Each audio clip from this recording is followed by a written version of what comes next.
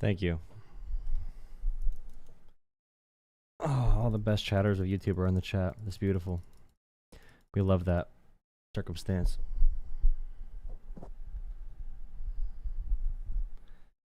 All right, that's an actual bot. That's a realistic bot. Oh boy. Iowa voters discuss no tax on tip provision and Medicaid cuts. I want to turn now to Caitlin Huey-Burns, who joins me from Des Moines, Iowa, where President Trump is scheduled to deliver remarks later this evening. She spent the day in Des Moines talking to voters about this legislation. Caitlin, so great to have you with us. What'd you learn? Hey, Major. Well, as you know, Donald Trump came to Iowa many times during his campaign, and this is where he made those key campaign promises. No taxes on tips, no taxes on overtime pay, and other agenda items. So we wanted to come here with him. You can see he's going to speak later tonight and figure out how voters were assessing the impact of this on their own lives. So we started out at a place you have probably frequented, Major, during your campaign travels, Smitty's Tenderloin in Des Moines. Those iconic Smitty's Tenderloin. big pork sandwiches. And we talked to the owner and a server there, longtime server, about what kind of impact they are going to see, especially with the elimination of federal taxes on tips. Here's what they had to say. I'll be retiring soon, so but for our future, I think it'll help our waitresses and encourage more to be waitresses. Okay, so the no taxes on tips is limited to $25,000. Your first $25,000, and then also it only lasts 2 years. So the tax cuts for the wealthy are permanent, for example, permanent. Okay, but the no taxes on tips, very limited, and it expires in time for the next election. Very surprising. No taxes on tips or Social Security, all that bullshit.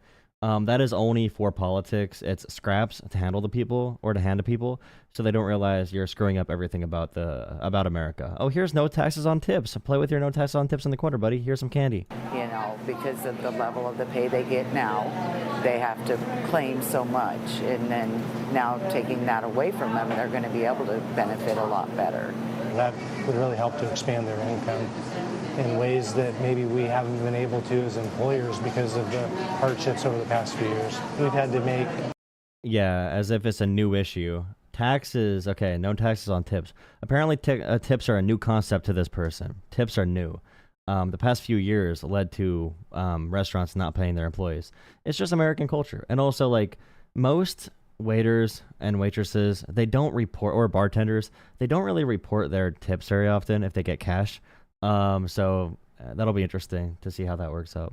Some cutbacks as far as our controlling our food costs and controlling our labor.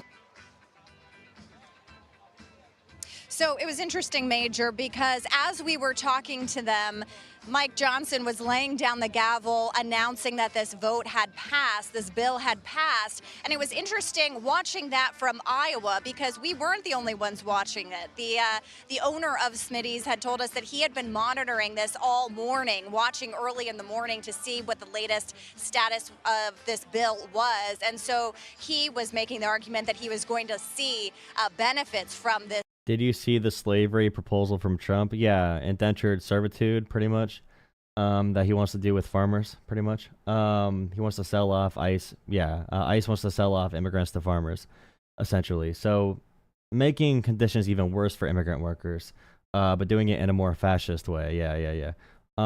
Question, Jolah, if we unregulated AI and servers get removed, what's the point? I don't know what the point is right now. The point right now is authoritarianism. That's why ICE is so well funded, right? ICE is going to be funded. The authoritarian mechanisms, the militarization is going to be well funded. Trump is definitely going to call the Insurrection Act or something else on Election Day. They will lie about it. They will fabricate evidence. Like we are, I don't think we are at war with our own system of governing. Okay, the entire government is compromised. I got an email from Social Security today. Advertising the big beautiful bill. So they're going into any database they want, basically to to take our information, take our data, and to make profiles of us. A full surveillance state with Palantir and Peter Thiel.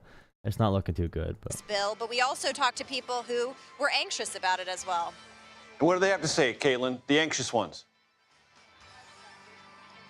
Yeah, Major, it's Those were very cringe and gay interesting being on the liberals, so ground it doesn't in a matter. state like this because you can be in a tiny restaurant and hear very different points of view. And so we spoke with a woman named Janie, and she said that she's all for eliminating taxes on tips. She's glad for those serving her that they can have that benefit, but she was personally concerned about the cuts to Medicaid. She says her cousin relies Yeah, brother, we're gonna actually cut taxes on tips and also remove your Medicaid. Great deal. on the program, and she was concerned about this impact they could have on her, and as well as just generally some of these cuts and the way that they could affect other people. Here's what she had to say. I was concerned about the doing away with a lot of the Medicaid insurers. How are they going to distinguish the ones that keep Medicaid and those that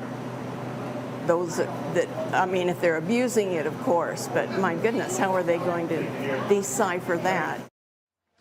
They don't, okay? The plan is, say work requirements, make the program designed to fail, have the program fail, people don't get any care, and the system falls apart, hospitals shut down, homes for the elderly shut down, nursing homes.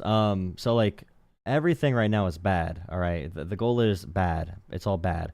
Any Republican state that tries to do work requirements, it's huge bureaucracy. They end up losing money in the end because the big issue with Medicaid is the providers overbilling. The big Medicaid fraud scam is providers. It's wealthy and greedy corporations taking advantage or doing errors, okay? It's not the people doing the healthcare or getting the healthcare. Does fraud exist? Are there a handful of people in America who misuse Medicaid? Sure, every system has issues. But when it comes to the size of cuts they are making to Medicaid, they are removing millions of people who deserve to be on healthcare and who need the healthcare, rightfully so. So the 17 million number, all right, the $1 trillion they're cutting from Medicaid, the 17 trillion who will lose healthcare. There is no math you can do to say, oh, these are all lazy people who simply don't want to work and that they are able-bodied and they're leeching off the system. We should have universal healthcare, by the way, in America. Europe is kicking our ass. Canada's kicking our ass. Australia's kicking our ass. America should have some pride in not being a little pushover baby cuck. But we are that, so it's whatever. But still, it's designed to fail on purpose to so they can say, oh, we cut Medicaid only people that don't deserve it. It's all a scam. All right. Quit whining. We don't even need health. True Ace Ventura. We don't even need health. Thank you. That is a very good take. I agree. We don't need health. Why would I want health? Health is bad for you. Health is unhealthy, to be honest. I hate this stupid camera setup. Hi, this is the Politics Show. What's up? Am I live? Yeah, you're live. Okay. I just wanted to say a few things about the bill, if that's okay. Sure thing. So starting out, it's going to make life more affordable for working class people. It's putting $10,000 per year back in people's pockets. How? Well, so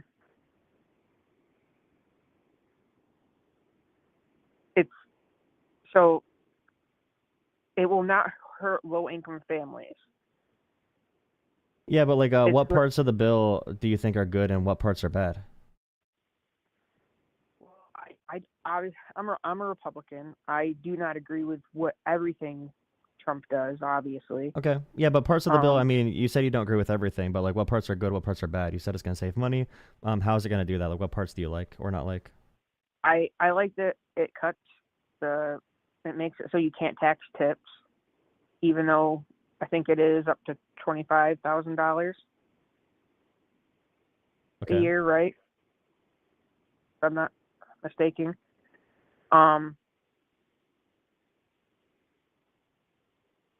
It's also going to help blue collar businesses boom and help American manufacturing. So one question about the no taxes on tips. So that only lasts 2 years and then it ends. So why do you think they made no taxes on tips only last 2 years. They gave tax cuts to the rich permanently, so that's permanent. And also, Yeah. why did they give taxes or no taxes on just tips instead of giving a bigger tax cut to working class people in general? Why did they choose only tip workers? I don't know. I'm not a politician. I To don't. me, okay, that's a good don't- answer. I don't agree. You're not a politician. I think it is for political reasons, right? Because they want to look good in the Yeah. media. They don't want to actually give all of Oh, us yeah. money, so they choose a small subsection for no taxes on tips is going to expire, but the permanent tax cuts for the rich. It seems like they want to throw us crumbs, so we're happy with the, happy enough with the other cuts they did to screw us over, in my opinion. I do agree with that a bit. I do believe this bill will help with getting illegal immigrants out and making it so people can. I don't mind immigrants. I love immigrants. My best friend is an immigrant. But her family came here legally, and they're from I want to say Ecuador. Yeah, but like, so for this And- current administration, they're arresting the highest number of legal immigrants and undocumented immigrants of all time. I think less than 10% of the deportations have included, people who are even accused of violent crimes, and they're just caught up in the immigration system. So when it comes to, like the alligator Alcatraz thing they're making fun of, most of those people are going to be individuals who had protective status in America, who were seeking asylum, who had work permits, who they are just terrorizing. And you see them going after foster homes and first graders, and they're going after college students. So it seems like they're going after a lot of people that they should not be going after. Are they illegal? What does "are they illegal" mean? Are these people that are getting arrested, are they illegal?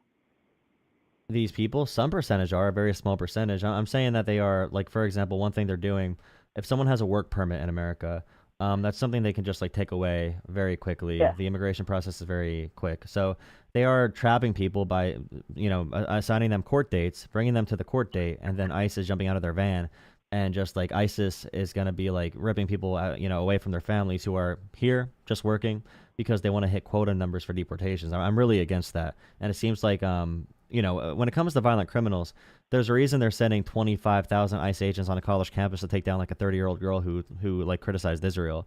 It's because they can't find violent criminals because there are not that many violent criminal immigrants in America. So they just want high numbers.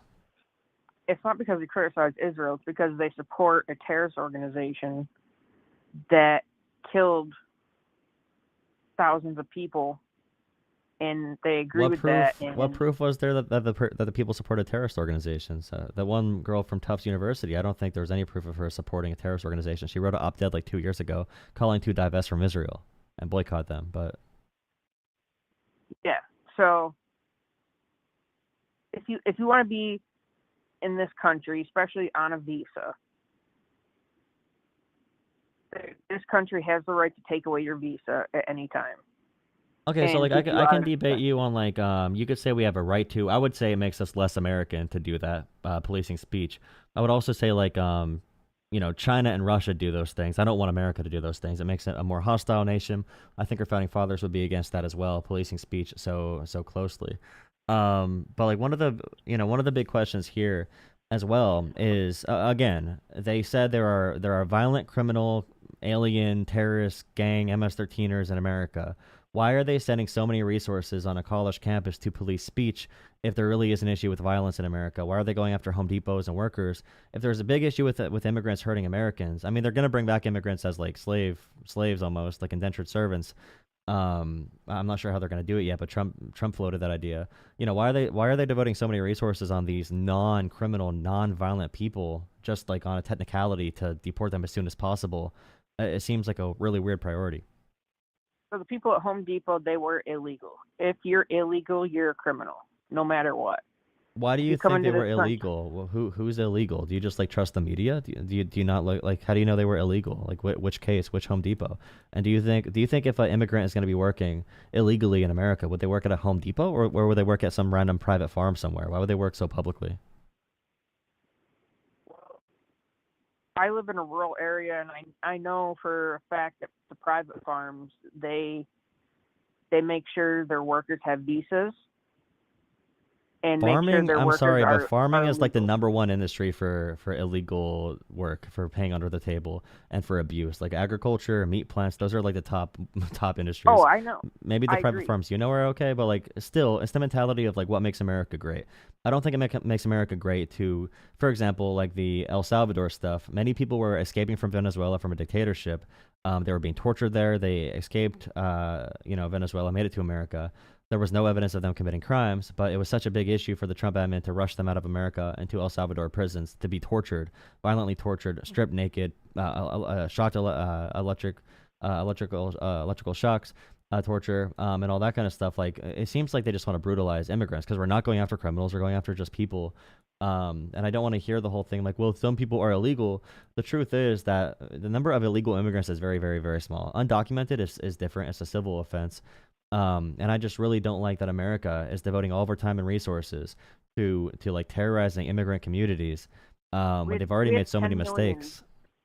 We had 10 million illegal immigrants come in this country with open borders during the Biden administration. According to what numbers? To the Department of Homeland Security. So for Border Patrol, for example, you could look at like border encounters, but the number of illegal immigration is actually pretty small. It's less than half that number. If you count undocumented or if you count asylum seekers in that process, it's probably higher. But there also were not open borders during that time period. Those words do mean something. There were not open borders. There was still a process. That process was not getting done right. So let's see. So according to our Border Patrol, there were 2.8 million encounters in 2023. From 2021 to 2020 to when Biden left office, there were around 8 million encounters. Total encounters nationwide, 10 million. Those are encounters. So many of those were turned away. Many of those were undocumented. I know JD Vance says 20 million got over, which is not true, but and all these apprehensions, the idea we had all these millions of people in America, like 20 million that we just don't know anything about, like it's a very, those numbers are a lie. Like encounters are not the same as people that were left in America, or like, people were tracked and people did have phones to be tracked, and they were in these locations for different reasons because they're going through a proper process. So according to Centers for Migration Studies, they estimated that about 10.9 million illegal immigrants came into the country in 2022. Does it say illegal immigrant or total immigrants or encounters? It says illegal immigrants. Okay, what study is that? Unauthorized or illegal?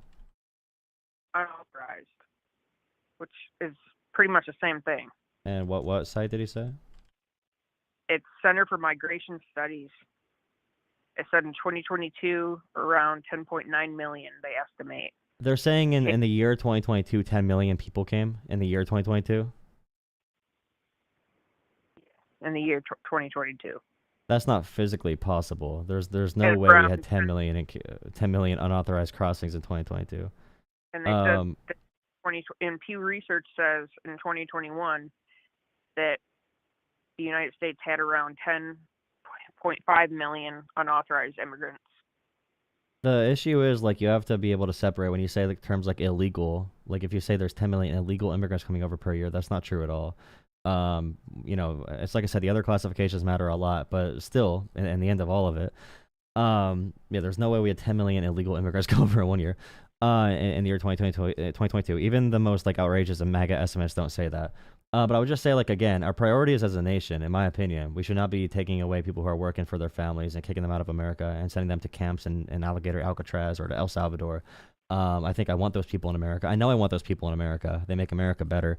And we should be devoting all resources to violent crime. All resources should be to violent crime and illegal immigration, nothing else. All the other people here should have a path to citizenship, in my opinion, if they have not done anything wrong. Yeah, I mean, I I think most agree. Americans agree with that. I agree with you on we should be focusing on the criminals, like the gang members and people who are committing violent crimes and committing crimes in the United States. I agree with that, and I agree with getting illegal immigrants out. If now if you're working and paying taxes,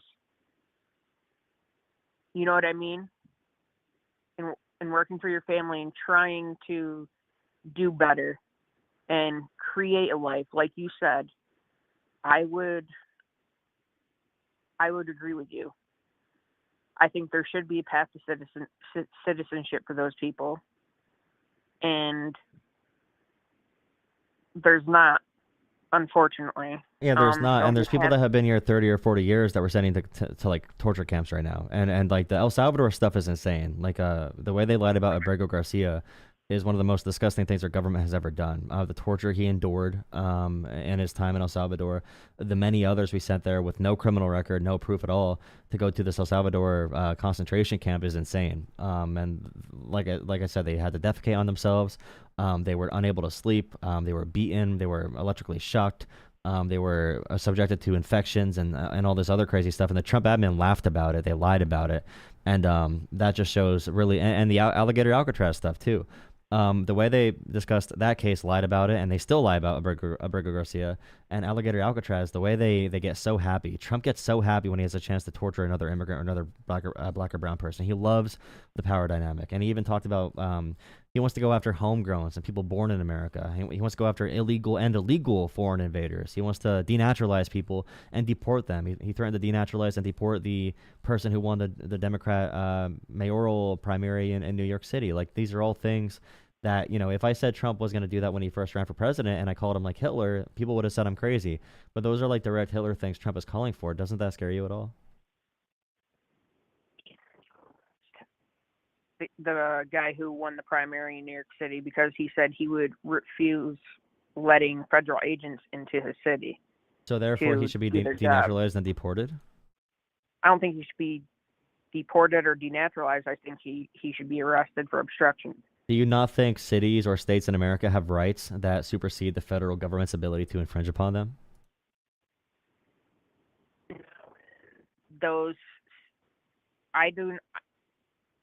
I don't think these cities or states know what the hell they're doing, at least in my state. So one president should be able to tell states what to do. So you're against our entire system of government. You want more of like a top-down, authoritarian, one-party government ruling over the entire country? No. No more states or local governments? No. Then what are you saying? I think that federal law enforcement should be able to do their jobs because they're given orders to. I think they should be able to do their jobs without being harassed or being kicked out. Well, it's not about being harassed or kicked out. The sanctuary city policies are just if the local law enforcement can just like stick to doing, they can do their job. If you have a sanctuary city, they can do their job of helping keep people safe. It means your local law enforcement, the NYPD, for example, does not need to assist ICE. ICE cannot deputize the local law enforcement into being deportation officers. So I think states and cities should have a right to do that. I don't think ICE should be able to come in and just like militarize the entire city without the local government saying they can.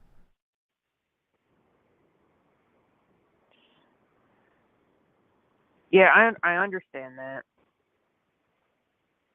See, I have a problem with politicians all around, Republican, Democrat, Independent. I think these politicians are in it for their party only, in it for themselves. And honestly, I think right now, one of the best politicians out there is the senator from Pennsylvania. I can't remember his name off my head. You mean Fetterman or McCormick? Fetterman. Okay. Because he cares about the people. He votes with what he thinks is right for the people he represents. And I think that's what all politicians should do. Politicians shouldn't vote for a bill just because a Republican made the bill and did that, or a Democrat made the bill and a Democrat should vote for that. I don't agree with that. Okay, well, I'll tell you what though. Republicans on the news the entire week, they went on the news and said this bill's terrible, the budget's terrible, it adds $6 trillion to the debt, it cuts Medicaid from 17 million people, but they said liberals hate it, so therefore I'm going to vote for it. So it seems like Republicans are the ones really pushing divide in America and voting for bills they admit are terrible. And just saying I'm doing it because it's making liberals upset. It seems like Republicans are doing. And by the way, I brought up a case of a New York City mayor or possible mayor, a candidate. Sure. I agree with you on this. I gotta go. Okay. My dog might be dying right now. Oh, well, I'm sorry. She's not breathing. I'm sorry. Bye. I'm sorry. I hope that person's dog is okay. That's sad. That's a damper on the night. That's really upsetting. I think I gotta go cry, dude. That's really sad. What the hell? Wait a second. That's so bruh. Bro, what the Okay, if my dog's about to die and I'm on a show talking about politics, I'm not gonna waste time telling the random YouTube host that my dog's dying. Okay, I'm probably gonna just go and hang up or say holy shit and drop my phone or be like, are you okay? I'll probably be running across the room. So maybe they were just being polite, but also if your dog's dying, don't waste time talking to the YouTube host. Okay, that's sad. So everybody give a good thought for the doggy, give a good prayer. If you pray, give a good heart to the doggy. Hopefully the doggy's okay. Okay, next caller, please drop a like, comment, and subscribe. I opened up the phone lines again.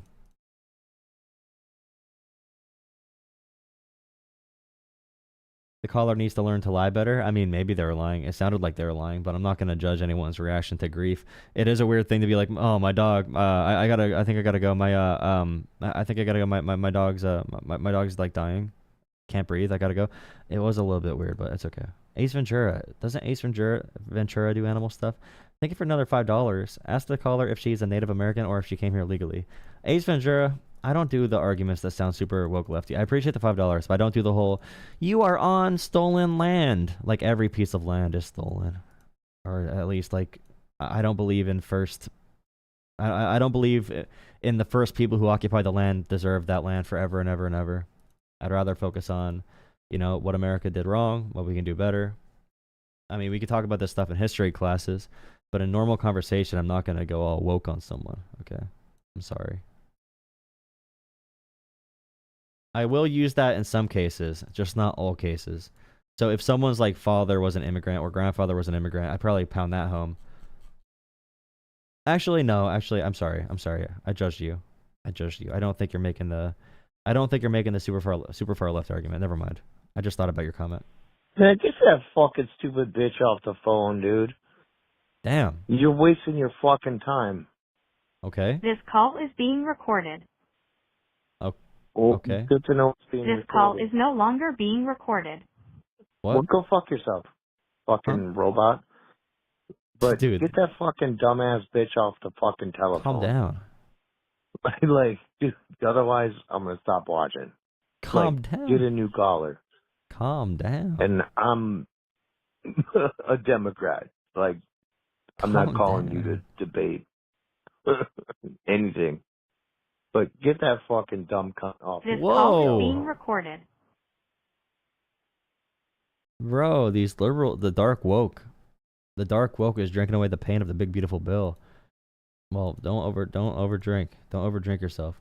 Okay, please drop a like, comment, subscribe. No one's calling in because conservatives are all pussies. Okay, so what can I watch? Let's see. Who talked about this stuff today? Barley Burke. Nice, dude. According to Fox News, the big beautiful bill is going to give us all free ice cream. So much of the economy is psychological. Bro, you're cooked. You're cooked when you start off talking about economics like this bullshit, bro. Steady hand is so key. a steady hand. By the way, all these Republicans have said they think the bill is dog shit, but Trump said to vote for it, and they want to piss liberals off, so they voted for it. They voted for it anyway. And when you say like, "Hey, but like it's gonna kill America," right? They're like, "No, but like Trump is God, and Trump's gonna make us successful no matter what." And you're like, "Oh wow, you are in a cult, aren't you?" It's a straight up cult. Right now, Wow. you might not think it impacts you. Right now, there are 10,000 conference rooms. Oh my God. Call from No way. Joshua Sullivan. Hello. Hello. How's it going? Pretty good. How about you? I'm doing all right. I had a decent day. Oh, that's good. Thank you. What do you want to chat about? I was actually just kind of flipping through some shorts, and I seen you had a thing going. I kind of wondering what you was going on about. So the bill that passed today is going to kick off 17 million people from healthcare, and it's going to give a huge tax cut to the wealthy. It's paying for the rich by stealing from the poor. That's what I'm talking about. Okay. And I guess to a point and everything else like that is why that sucks for some people and everything. I guess when it really comes down to it is why should anybody else care? If you're not on Medicaid? Yeah, I mean, if I'm not on Medicaid and I'm not being affected by it, why should I care? So I would say first off, pretty much everything affects us, whether it's happening directly to us or not. So if you want to live in safe neighborhoods, for example, you probably want to fund the local school, because if kids don't have school to go to or after school programs, they get into bad things, or they can just if they don't have opportunity. Usually if we take away opportunity, you get crime. So even for example, I don't have any kids, but I really want to fund the local school because I know the whole community is going to be better, more productive workers, better neighbors, all that kind of stuff. So with Medicaid, there's a couple cultural things where I think we should be taking care of our neighbors. And I think when we have a healthier community, we have a safer community, we have more productive workers, we have a better system in general when people don't need to be stressed out about their healthcare. But also, one big thing with Medicaid, and one of the big headlines about it, is hundreds of rural hospitals are going to close down because they rely on people, using Medicaid to go to these hospitals. So hundreds of rural hospitals, that's going to affect people that don't have insurance and or that do have insurance that are not on Medicaid.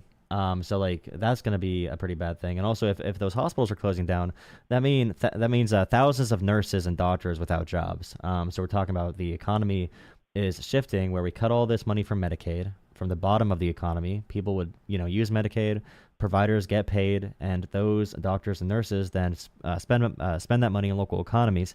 The economic stimulus is also gone. And we have to deal with a less healthy community. We have to deal with closures everywhere. And yeah, it just creates a worse world overall. And giving that money to the ultra wealthy, I think, makes the problem even worse, where we are inflating our national debt to give the wealthy tax cuts by stealing from the poor at the same time, making our entire economy less resilient. So that's my entire pitch on that. All right. The only question that I can think of, or the only point that I can think of, would be, well, you do seem to, or I'm not going to judge what your opinion is or how you actually truly feel about something, and I'm not really a conservative, and I'm not really a Democrat either. I'm kind of unaffiliated. I kind of think that all government is looking for the most convenient way of fucking over everybody. So I've kind of adopted the mindset and everything is that most people kind of look at it this way, or the way that I kind of look at it this way, at least. If something's not benefiting me personally, I don't really care. For example, it's like you were saying originally something about the schools and everything. So it's like the schools would give children a better education. It keeps them out of crime and everything else like that. The way I look at it is that I don't worry about nobody coming up at my house. I'll just fucking kill you and then just let your body sit there and then move on. I don't care. And a lot of people are in that mindset. They're too busy working day to day, living hand to mouth. They don't care who's getting the money. All they know is that they ain't getting it. So are you living that way, or are you living paycheck to paycheck? Yeah. I work 14, 15 hours a day. Okay. Hauling cement powder and everything else like that. I mean, yeah, sure. Trump's rich. Elon's rich. Jeff Bezos is rich. But me bitching about it doesn't make me rich. The fact of the matter is that some people got it, some people don't. I mean, I don't like politicians. I think they screw the system, all of them, left and right. But at the end of the day, they found a way how to beat the system. Good for them. So I'll tell you what. So like a European, let's use Australia. In Australia, they live on average around 8 years, 6 years, 5 years longer than we do. They're much happier than we are. Why do you think that is? Like, do you think that can have anything to do with the government there and how people are? Well, like I said, I don't trust governments of any shape or form. No, but like, why do because- they live longer there when they have universal health care and things like that in Australia, and private health care as well? But like, why do you think they live longer in Australia, and why are people happier in a system Well, where like one the of the government reasons- taxes the rich more? Well, one of the reasons why I believe that they live longer and everything is because, for example, look at their food. Okay, a lot of those countries and everything, the way that it comes to their food is they believe that if it's not permitted, it's banned. Okay, while America looks at if it's not banned, it's permitted. So in other words, if you like, even if you're to go up north of our border up into Canada and everything, and you were to look at something as simple as Fruit Loops, okay, the dyes that we use and the food that we pump out and everything is that way for a reason. Sure. I agree with you, but who bans all these dyes and these foods in Australia and in Europe and in Canada? Why do they not have those? Who bans those? Well, I believe that they would ban them. I can't say for exactly why their government would decide to do that and everything else like that. Yeah, but that's their government doing something to make them healthier, right? Their government's banning a toxic substance and not letting them poison their own people. In America, they let us do that because we let money corrupt our politics more. That's why I don't want rich people to have too much money, because they have too much power and they could poison us. Yeah. Okay, but it's the same. I don't really think that money is something that you're born into. I think it's something that you have to get. Okay, Jeff Bezos did not spawn onto this earth with all the money that he's got. He built something. Now, I'm not going to get into the fact of maybe he built something off of the back of somebody else. That's not what I'm getting at. The fact of the matter is that he built something. He got his money somehow. I don't care about money. I care about power. So like when I look at the wealth being an issue, I think it's an issue with a dictatorship. So I think if you build something like Bezos did, or companies like Elon Musk or Mark Zuckerberg or Bill Gates, you should be able to have tons of money and power, tons. That'd be great, but I just don't think you should be able to have more money than, let's say, 300 million Americans combined if you're one person, because that creates a freedom issue for us where that person's going to be able to dominate the system we live in. So I don't think it would demotivate someone to only make 10 million or 10 billion or $50 billion. I just don't think you need $500 billion, because at that point it seems like an issue. And right, you said like before, these other countries live longer, they're happier, and they tax the rich a little bit more, and they regulate their food supply. One reason we don't do that in America is because we let money corrupt our politics more. I'm just saying we should scale that back and give the people more power. You work 14, 15 hours a week. I think you should get a bigger share of the American system. I don't think, just being a dork and be able to make a company means you don't have to. I think Bill Gates' kids should be able to inherit some money, but maybe just not the full estate. Like maybe tax their estate a little bit to give people like you a little bit of weight off your back. Okay, but why should I be entitled to the money that, like, for example, my company makes and everything? I'm not the one who went out and bought the trucks. I'm not the one who went out and got the contracts. I didn't sign up for I don't know how much you know about the trucking industry and everything, but there are fees and fines and penalties. It is one of the most regulated industries out there. And all of that takes money. It takes resources and everything.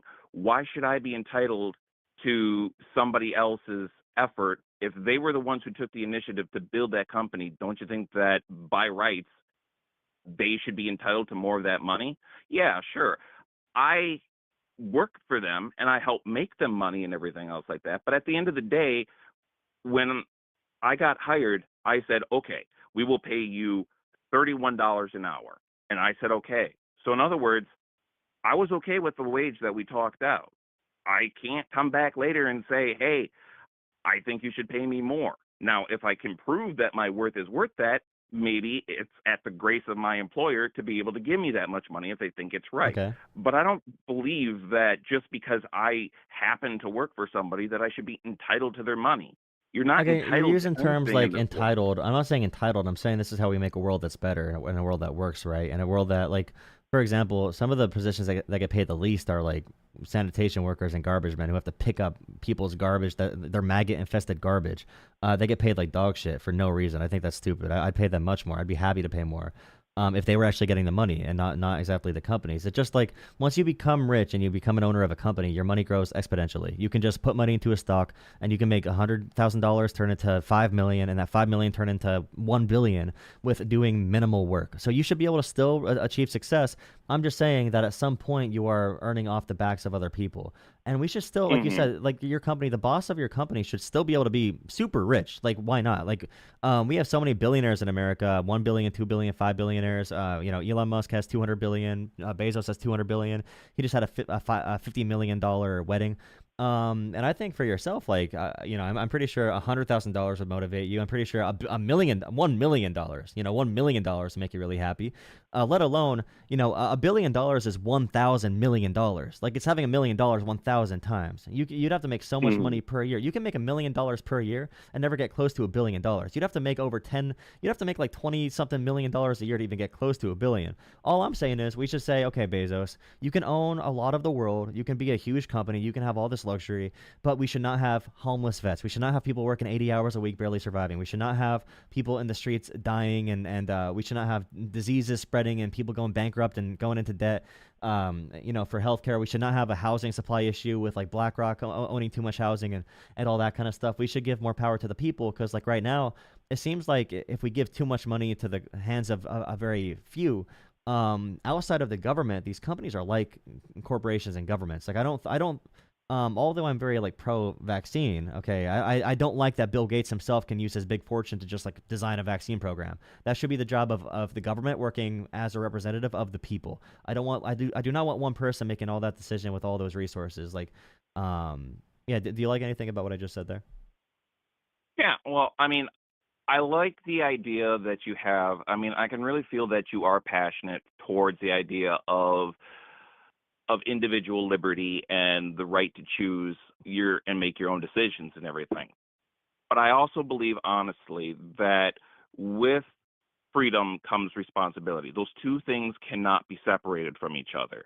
So in other words, if you want to have the freedom to be able to do what you want, you also have to be able to pick up the responsibility that goes along with it. I want to have, like, as a simple explanation, let's say that you want the freedom that you don't really want to be part of like a common society and everything. Like you kind of want to just go out and do your own thing. Okay, well, that means that you have all that freedom. You don't have the rules of the normal society, but now you have to be able to fend for yourself. You have to be able to feed yourself. You have to be able to have clean water. You have to be able to know how to set up your society and everything else like that. So more or less what I'm saying is the more freedom that you take on, the more responsibility is.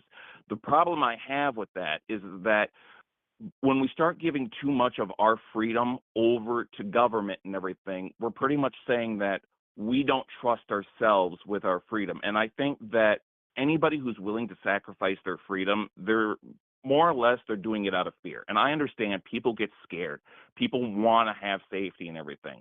But at the exact same time, all I'm saying is make sure that you're watching what the long game is.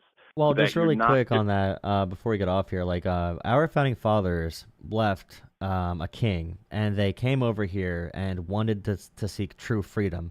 And they realized after trying a bunch of different governments, they still needed a form of government to occupy power in that society, because we need a government that works through the people to occupy and manage things like violence, things like the military, things like laws, to maintain individual rights. So we need government to provide individual rights, positive and negative government freedom. If you ever heard those dorky terms, freedom from and freedom provided by government. So like they understood we need a system like that. I forget which of them wrote about this, but they wrote about like a shadow government where people outside the government could make these decisions. And the big concern is that we can have our really good system of checks and balances. They understood we need power to be managed in society, but we need power to be not concentrated. Okay, so we need different power check power. That's why we have three branches of government. Definitely. And I would say that when you have individuals gaining all this money in the private sector, these shadow governments, I consider Google to be a government. I consider Amazon to be a government. They are more powerful than most small countries, right? So I need a way to regulate them. But the only way us poor, and not all poor, but poor, working class, middle class, the only way we can come together to regulate a company like Amazon is to work through a larger government to hold Amazon to regulations, to hold Amazon accountable, so they cannot trample our individual freedoms and our individual rights. Because what happens is, if we don't have a strong enough government to protect our freedom, then Amazon becomes feudalism. They become a king that can raise their own army. Amazon could just hire mercenary soldiers and take over sections of the world, which is what they actually would do if our government collapsed. So I agree with you to be wary of it, but we need a really good balance.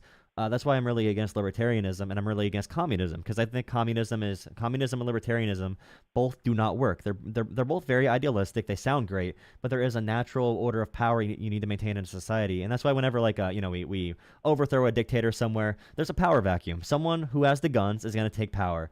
So we need to do that in a democratic way as much as we possibly can.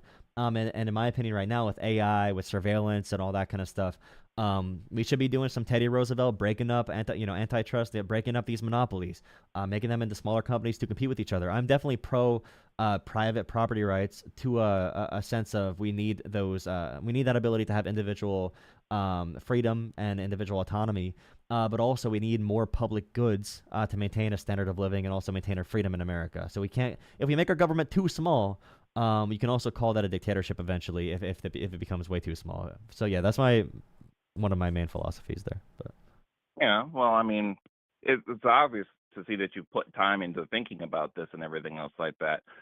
Me personally, I've always kind of believed that oppression of I understand that society needs rules and everything else like that. I mean, there are some people out there that they only do what they do or they only do what they don't do because there's a fear of consequence for it.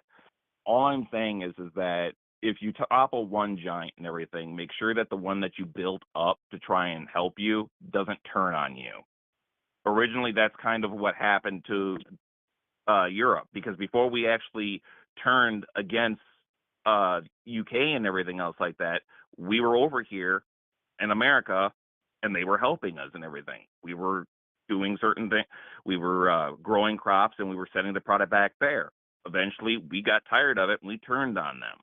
In other words, what I'm saying is don't let anybody get too close to you, because then they can become a threat. The closer you get someone to you, the shorter a knife they need to stab you in the back. Yeah, but that's what I'm saying about the government. Like, the government is the only thing with power that we have a direct stake in, that can listen to us if we make it listen to us. Because we do have power. Like, strikes do hold power. Our opinions do hold power. That's why they do votes. But they still need to care about things we say, things we do. And if we lose too much of that structure of government, we're going to be in a dictatorship instantly. It's going to be very quick how we lose our freedoms. And I mean, I want to oppress people, for example, like FDR, his new Bill of Rights or whatever, where it's like, hey, you do not have the ability to poison the water supply with cancerous chemicals and microplastics. You do not have the ability to steal our private data. You do not have the ability to grow so big as a company that you're too big to fail. And you can screw over our entire system with one tweet because you own so much of our society. And we have no vote in Elon Musk. We have no vote in Jeff Bezos. We have no vote in Bill Gates. So we need to bring those down, a little bit, give some money back to the people, maybe give it to the government and let the government run programs that can benefit us. That's why I'm really unhappy they're cutting things like Medicaid, because that really helps poor people. It helps local economies as well. My economy, I'm not on Medicaid, but my economy is going to suck because of Medicaid reductions. Nurses are going to lose their jobs and all that shit. And I'm scared that we're being too paranoid about our neighbors and everything, where we're going to give up this really powerful system our founding fathers did create, and it's going to be perverted, and we're going to give up on it entirely. And when we do give up on it, like, there's a reason America survived so long as a republic, and no other country survived 249 years like we have, or 250 soon. It's because of what our founding fathers set in place. And I feel like right now the lack of faith in the system, for a multitude of reasons, is leading us to a closer point to a possible dictatorship than we've been in like 100 or over 100 years. And I'll let you give. I'm going to talk to another caller then, but I want to give you last word to summarize the conversation. Then I appreciate the call.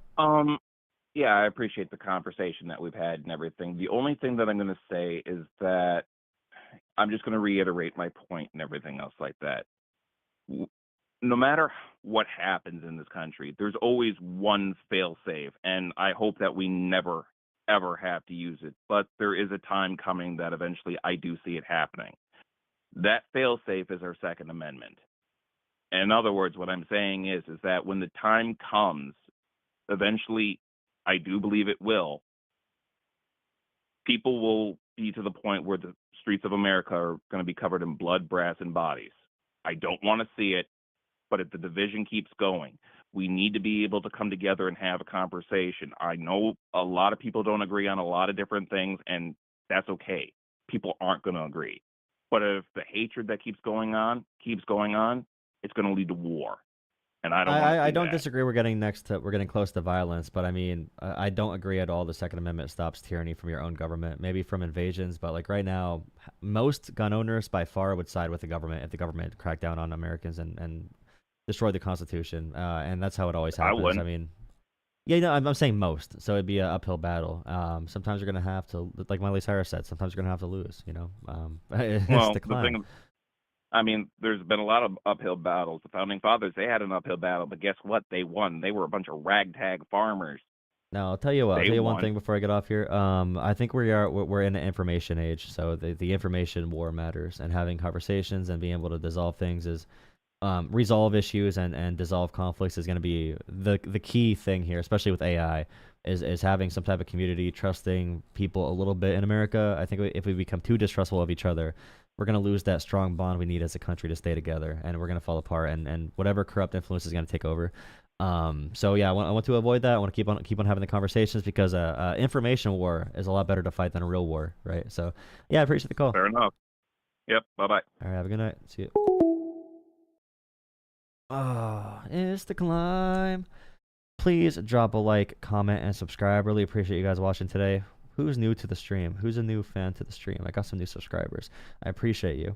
If you want to donate to the channel, Jolah Politics on Cash App, PayPal, or Venmo, Jolah Politics. I think someone donated. Wait, did Corey? Corey, thank you for $10. Thank you, Corey. Corey said politics. Sri, King Sri, another $5. Thank you, Sri, on Venmo. Thank you, Corey and Sri. Thank you, Corey and Sri. You can donate through Coffee as well. Coffee, it'll read it out loud. Thank you so much. Okay, this person really wants to talk.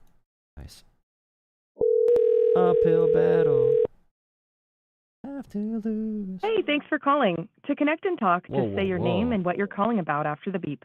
This is the YouTube guy, bro. All right, you missed the caller. That's what you get for also using a fake phone number. We can't both use a fake phone number. Hello? Hello, this is the YouTube politics thing. What's up? Oh shit, you actually called me back, dude. Fucking A, dude, that's fucking awesome. Yeah, bro. Hell yeah, man. So how are you doing today? I'm doing, This evening.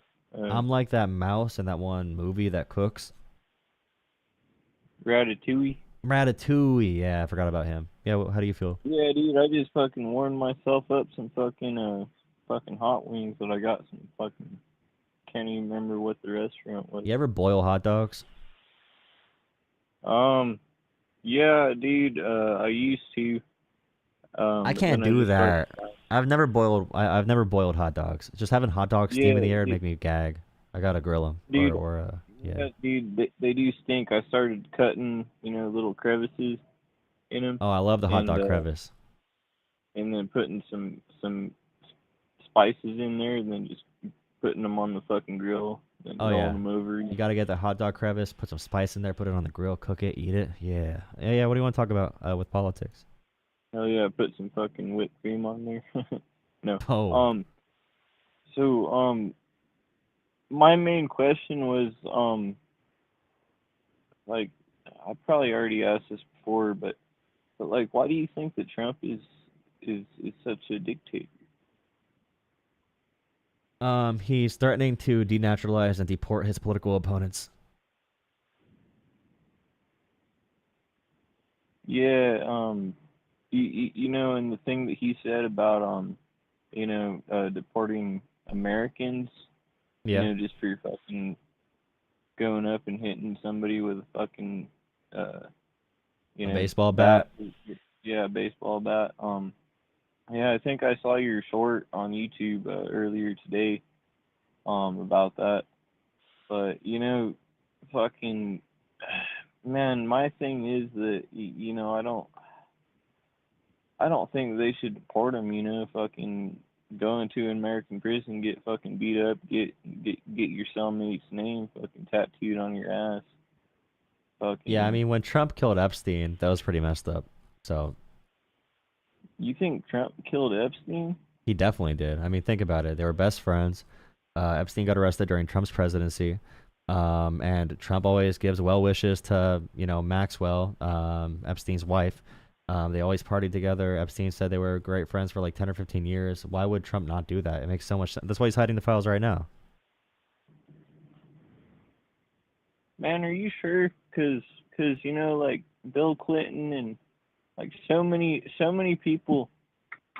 No, but like Trump got the job done. I mean, am I sure? I mean, I'm as sure about this as I am sure about anything, and I'm sure about nothing in life. So I never trust myself. So don't trust me, and I'm lying right now. But I'm also telling the truth.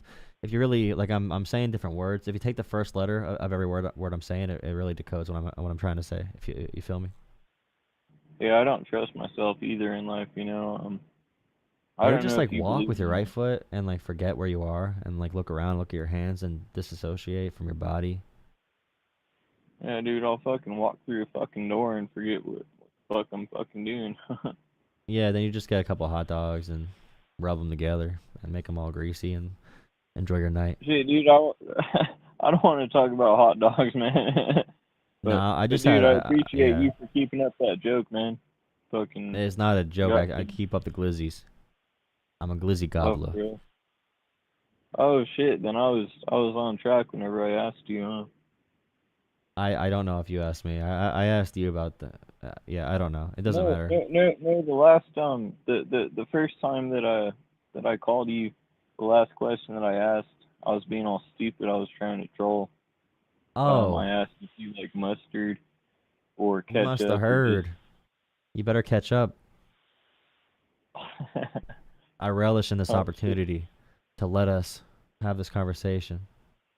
Dude, that's a good joke. I thought it was pretty You buns. All you right, must man. I have hope you have a heard. good night. I gotta go talk to a hardcore debater. Well, shit. No. What? No, dude. I want to keep talking. About fucking cause didn't like Trump get rid of ISIS, and then oh shit. I ISIS, probably sound ISIS is still doing weird things in America. You see, ISIS is everywhere. ISIS like terrorizing immigrants. ISIS doing all this bad stuff in America. I don't like ISIS. Well, yeah, but didn't they reform? Ice Cube, I don't like ISIS, ISIS either. Slushy. I hate all of them. Well, yeah, man. Fucking. But let me give you food for thought. Ice-T's pretty good though. Glizzy for thought. Another glizzy for thought. Okay. So, like Hillary, she claimed that she was going to restrict all airspace over Syria. So that Bro, was all right. I don't know about this conversation enough to have it. I know you don't. All right, bro. I got to talk to a serious hardcore debater. I hope you have a good night. Oh my goodness. Okay, phone line's open. Appreciate the caller. Don't take it hard. Do not take it hard, okay? I got to move on. Thank you guys for watching. Please drop a like and subscribe. I'm sorry you had to see my debate skills come full force. Vitamins. I had these orange flavored ibuprofens I was trying to take. Oh, dude, I had this I got this big bucket of sugar to eat all day. I think I'm an alien, bro. I just scoop it into my mouth going yum num num, you know? From You know, you feel me? JD. Feel me, bro? Howdy.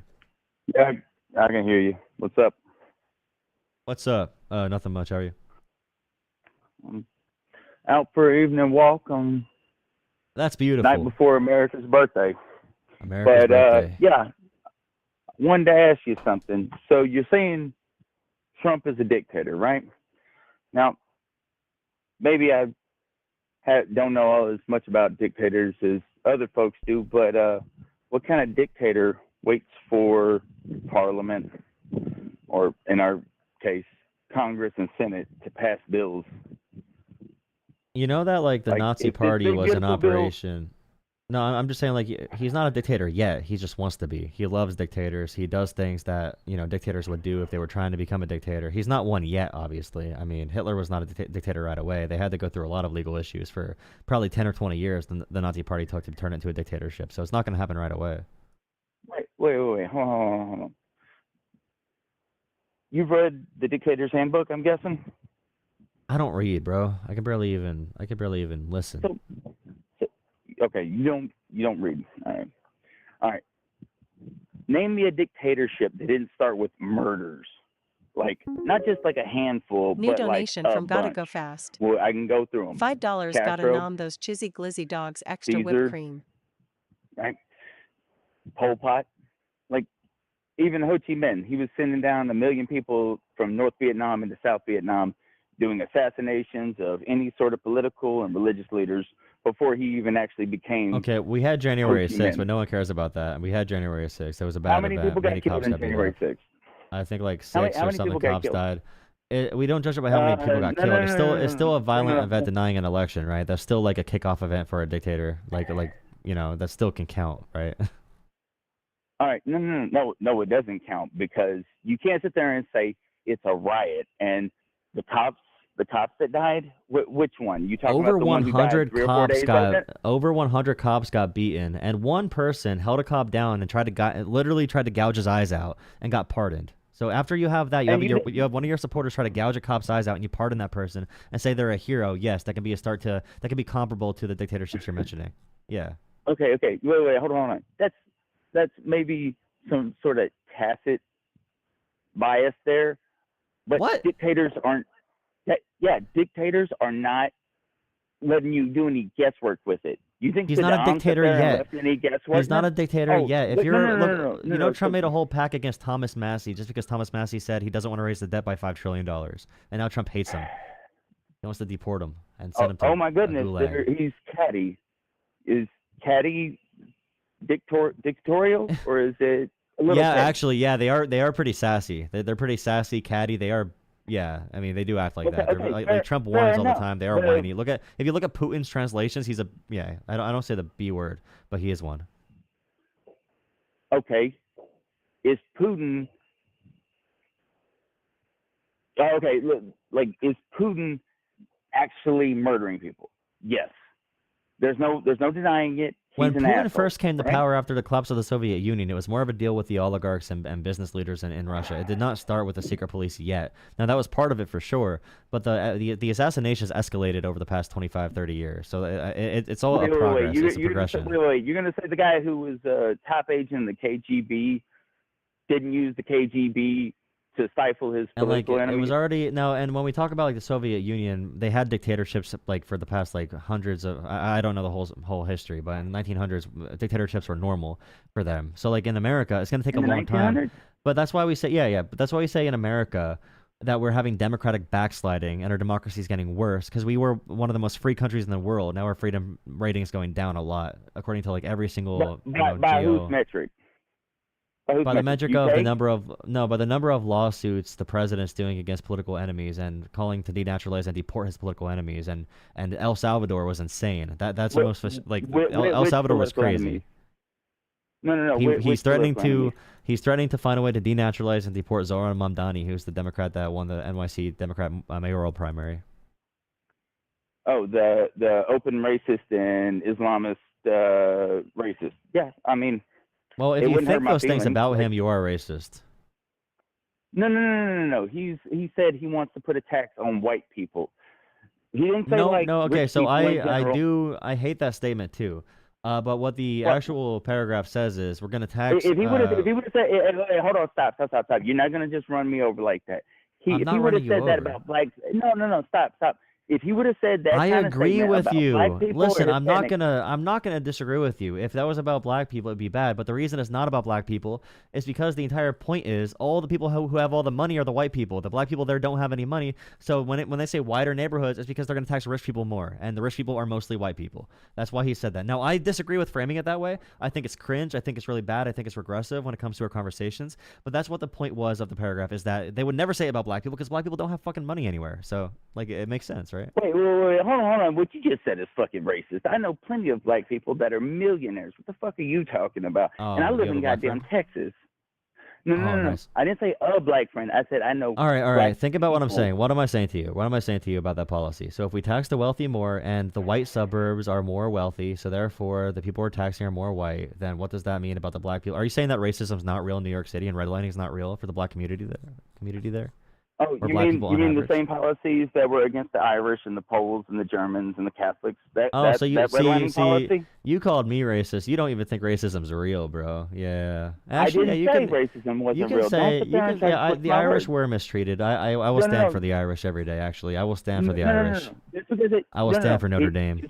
just because it was used against several different Shout out minority to Notre different Dame. people doesn't mean it's not racist. Okay, it was racist, but it wasn't primarily racist. It was like, hey, here's these poor immigrants. It was Completely primarily bullshit. no, like for black people in America, that was like very much worse than what Irish people went through in America. Although Irish people got treated like crap, but the like Well- if you look up Emmett Till, for example, there's many So cases of we're Emmett gonna Till. have a fucking who had a shittier time of it dick measuring contest. They still got No, screwed, okay, right? so we got to calm down because I'm having a conversation about like so generational wealth in these different communities, but you're derailing it because you have a bad argument. So I don't know what to say to you. I have a bad. Wait. Oh, okay, you want to talk about generational wealth? Okay. Okay, Zohran Mamdani Why is is a it- is why- a why- is a Why are the because Igbo people? Why are Igbos coming over from Nigeria and be creating generational wealth year after year? They're one of there's the a reason highest there's a earning- reason we talk about African American as a different identity from just black in America, right? Because if you have a lineage They're of being from African Africa American. in America, African American. No, but you don't understand the difference, right? What do you think the difference might be between just being black and being African American? Like, let's say you immigrate from where you just said from Cameroon or Ethiopia or whatever. You come to America. Why is your experience different from an African American in America? Why do you think that'd be different? Oh, why is it different? Because they grew up somewhere different. Well, no, there's But- a lot of other differences, right? Like, why do, for Well, I example, mean, so like African Americans might have a last name like Washington, for example, but then someone who's from like Cameroon or from Ethiopia will have a last name that is, you know, African. But in America, if you're African American, why do they have white last names more often and not African names? Oh, because there was some sort of slavery involved. You think the names and some sort of slavery, I'll pick huh. one out in There's some Benin. sort. In Benin, no. I'll pick one out I actually know about. In Benin, you can actually tell where a person came from and where their social status is based on their last name. Why is Partly. that? Because the Benin tribes enslaved each other. Okay. So don't sit here and say that slavery was some sort of inherent thing. Everybody's No. been enslaved. Okay, so that's a different conversation. I'm just asking you what the difference is between black and African American. So if you're black versus African American, why do people who are from Africa who are still black not African American? In the same way that They someone are who African had American. in the same way that someone who was a child of a slave in America was. So like again, why would someone who immigrates from Africa right now have an African last name, but someone who's in America right now whose parents were slaves or grandparents were slaves, why do they have a more white last name like Washington or White? Why is that a thing? Why did Malcolm X use the name X instead of a last name, the variable X? Oh, because what? There was slavery. Like, you think this is some sort of historical? Yeah, so like dispute that slavery existed? so like you can't trace back the history of like black people, many black people in America who are African American who are descendants of slaves because of slavery and their history being erased. So for the same reason, you can say that a majority of black people in America who are in like New York City right now are going to be poor because of redlining and because of historic causes tied to slavery in America. But someone who just immigrates from Ethiopia or another country, first off, they're probably pretty wealthy if they can immigrate here because America does not like black or brown people that much and will not just invite you here. So if they can immigrate here So why and go to would they let school, them they're in? probably pretty wealthy. So like if you're black from Africa right now, you could come here to study. That is different from someone whose family has been redlined and discriminated against for like 5 generations in America. Of course, you could be a rich immigrant and be black in America. That's not the claim, right? That's not the conversation we're having here. No. You're saying no. How is it that you have people who come over from a different country of the same pigmentation as native-born Black Americans, and then they sit here and they kick ass? They take names. They build their own small cities. Okay, someone got Here's mad at one me. Michigan, Muslim. Foundational black American instead of descendants of slaves. Okay, foundational Oh black my American. God, the Umar people. Okay. So no. I'm saying that. Okay, so when we talk about like why are the suburbs of New York rich, but the black parts of the inner cities are poor, and then the white parts of the inner city are more rich? Like why are those things happening? Because individual people make individual choices. Nobody So has this racism and argument when it slavery comes does not to matter. Sister fucking hillbillies in Kentucky. Nobody makes this argument for them. Even I would though make there that were, argument. like, some I would historical make stuff. an You're- argument for wait. historical reasons. Not the same historical reasons, but there are historical reasons. I'm from an immigrant community. I'm from a white immigrant community of all Eastern Europeans and Poles and Italians and Irish. I'm from a community that was old coal mines. So all the immigrants from Irish and shit, they were forced in the coal mines to work in shitty conditions to build all the railroads and everything too. So I'm from that community. I'm from an area you're talking about of white trash that had to work all these tough jobs as immigrants, and we don't talk about them. I would definitely talk about that. And like I'm from a very poor area because of that history. So that's one reason I understand what Black Americans went through. I don't understand it completely, but I can sympathize with it and understand it and tie it together to like generational issues. But Black Americans faced So a how are different you kind of here? discrimination in America. Yeah, but still, how are you here? I don't know. Someone came over at some point. I forgot. I didn't How look at my are- 23andMe. No. I mean, how are you not perpetuating those stereotypes or those economic choices that put you in this position? I'll tell you how you did. Oh, I it. had to fight my Or ass off. Somebody. Oh yeah. So. But the rich what, whites in the you think those suburbs, people can't? the rich clean whites in the suburbs did not need to fight their asses off. Their parents were rich already, so they didn't have to do shit. Just like the white suburbs in New York don't have to do shit if your kid's there. But the black people in New York City, they got to grind their asses off much more than the average person. So that means less people in these situations are going to be able to overcome it. So like in my community, most people I know are alcoholics. I mean, at the age of 20, you're an alcoholic. So like I had to break out of that and break the cycle. That was very, very difficult. And I'm with a bunch of suburban assholes at college and stuff who did not work hard in their life at all. They got paid for tutors. They had nannies and shit. I never saw that, right? So I understand I had to break out of it, but that's still an issue I had to fight through. So I'm okay with taxing the wider neighborhoods that are rich, actually. I'm okay with that. Tax me more. Tax my ass more. I had to work my ass off to get out of it. Tax me more. Tax me. Pay for the poor kids' health care. I don't want to pay for the bombs in Israel anymore. Pay for the kids' health care. So why don't you just donate it then?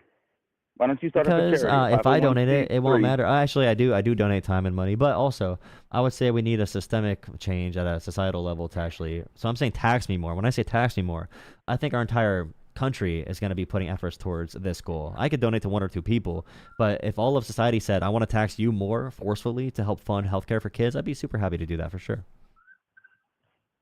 Because it's working out so well for the UK and all these other governments that are setting up precisely the system that you're talking about right now. So in the UK, thing they is, live I think you they just- live no, no, I 7 think years you just longer than us, skimmed over buddy. something. They are happier than us. They have no medical debt. They live longer than us. They're happier than us. I don't know what else you can ask for. Really? There was a woman who got arrested and spent what, 8 years, 7.5 years, 8 years, longer than some pedophiles get convicted over there for saying a post because she was angry that somebody killed kids with a knife. We're talking about Psycho. healthcare, right? No. I thought we were talking about healthcare.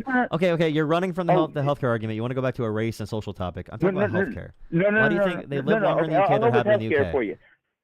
Okay. You tell me how they're paying for it because the NHS is cratering right now. It's like 1/3 of their budget. The and they're NHS can cratering. crater. It'll still be better than our system. They'll still live longer. Okay, they still have issues. They don't fund it properly, but still, I would not choose their system. Australia has a system that's different. Canada has a system that's different. So does Germany and France. They all have different systems of universal healthcare. They still can do universal healthcare because they aren't shithole countries like ours. We could do that if we wanted to. We can make it. We could be trailblazers in hold on. healthcare in America, but we just don't do it because we're pussies. Every single one of those countries you just wrote about have enormous wait times. The same complaint everywhere else. It's the same motor. They put into live. different Australia cars, but they are Australia all lives shit. like 5 years longer than we do, and they're like one of the happiest countries in the world. I want to be more like I want to be happier too. I want to be happier and live longer. I don't care about wait times if I can actually get healthcare. Yeah, I'd rather my How neighbors are you be gonna healthier. how are you I'd gonna rather. live longer if you're watching a tumor grow because you're sitting here waiting literally 6 to 8 months? Why do you think to there's get waiting seen by a times? Hey, GP? smart guy. Why do you think some procedures that are elective have wait times, but very serious procedures have less wait times in these countries? Why do you think they I just said prioritize to see a certain kinds of GP. care over others? Why would they prioritize it?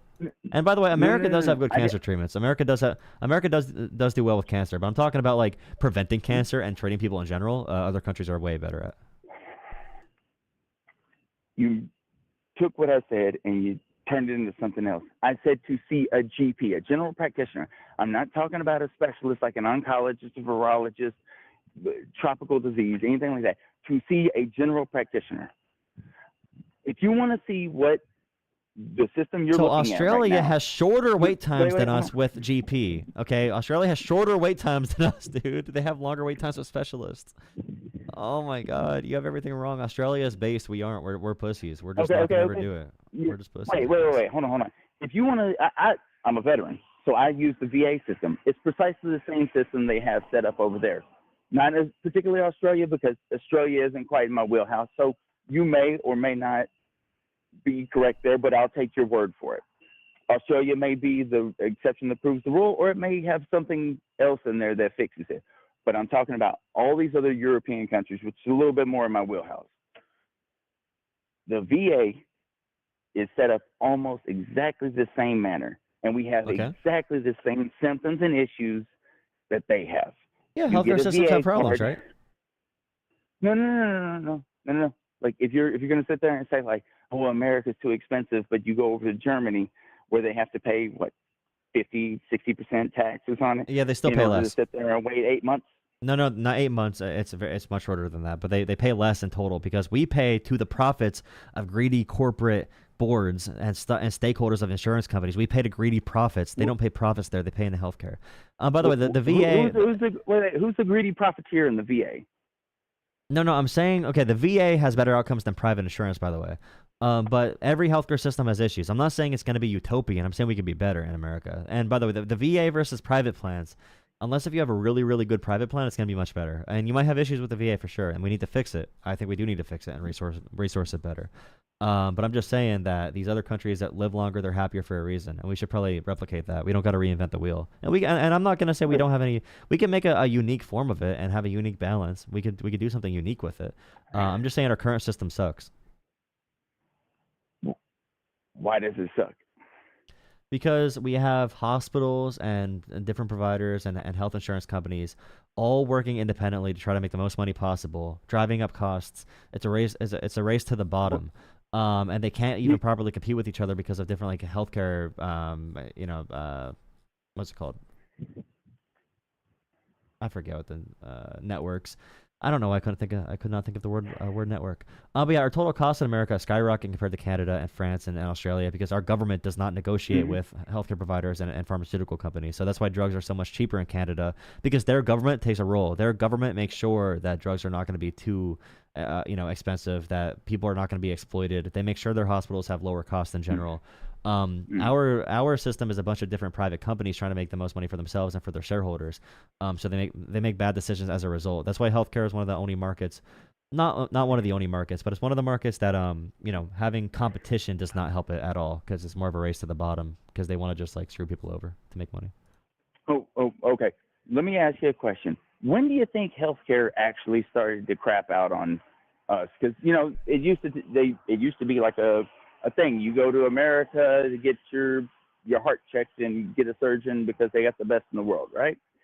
When do you think it started to bottom? The bottom started to fall out of that thing. See, that's hard for me because I know tons of people that went to Mexico for treatment and had a great time, and they came back to America because America's so expensive. I don't know if Chat has a similar experience, but I know Amish families that went to Mexico for treatment. I know pretty wealthy families that went to Mexico for treatment.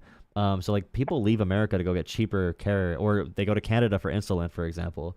So I don't. When did I'm these people sure. go there? That's my question. In the past 20 When years, did they I go? mean, in a span of the past 20 years, I mean, yeah, I don't know the exact Okay. times. You or Chat are more than welcome to look this up.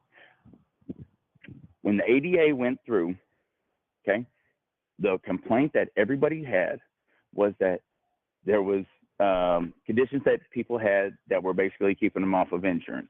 It was a one-page document that could have been put into law, and that basically would have covered everybody out there who had pre-existing conditions.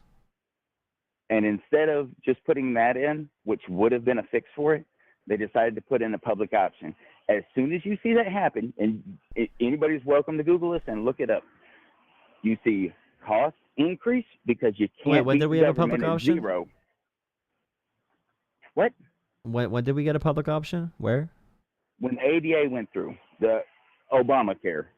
We never got a public option. That got cut out of the bill.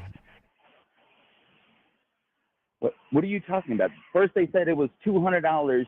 You have to buy this option. Then later on that got rescinded. Okay, and they were saying we have an option available for you through the ADA. Okay. The problem Yeah, but they don't have a is public option. That's not a public option. it's how else would you describe it? It's the closest thing you can get to a public option without actually calling it a public option. A public right? option is the government is able to provide a plan. Obamacare facilitates private markets. It's the reason people hate Obamacare is because they have to deal with private insurance companies. It's not because of the government. Obamacare has no private government-run healthcare. They don't have that. I cannot buy into a government plan in America. It got removed from the final version of the bill. What was all the bronze, silver, and gold plans that were going through? It was It was Americans subsidizing the profits of private companies in America. We could have given those same plans through the government to people, but we didn't do that. We had to subsidize giving money to private insurers instead. So yeah, everything in Obamacare is private insurance. So the government got in bed with them.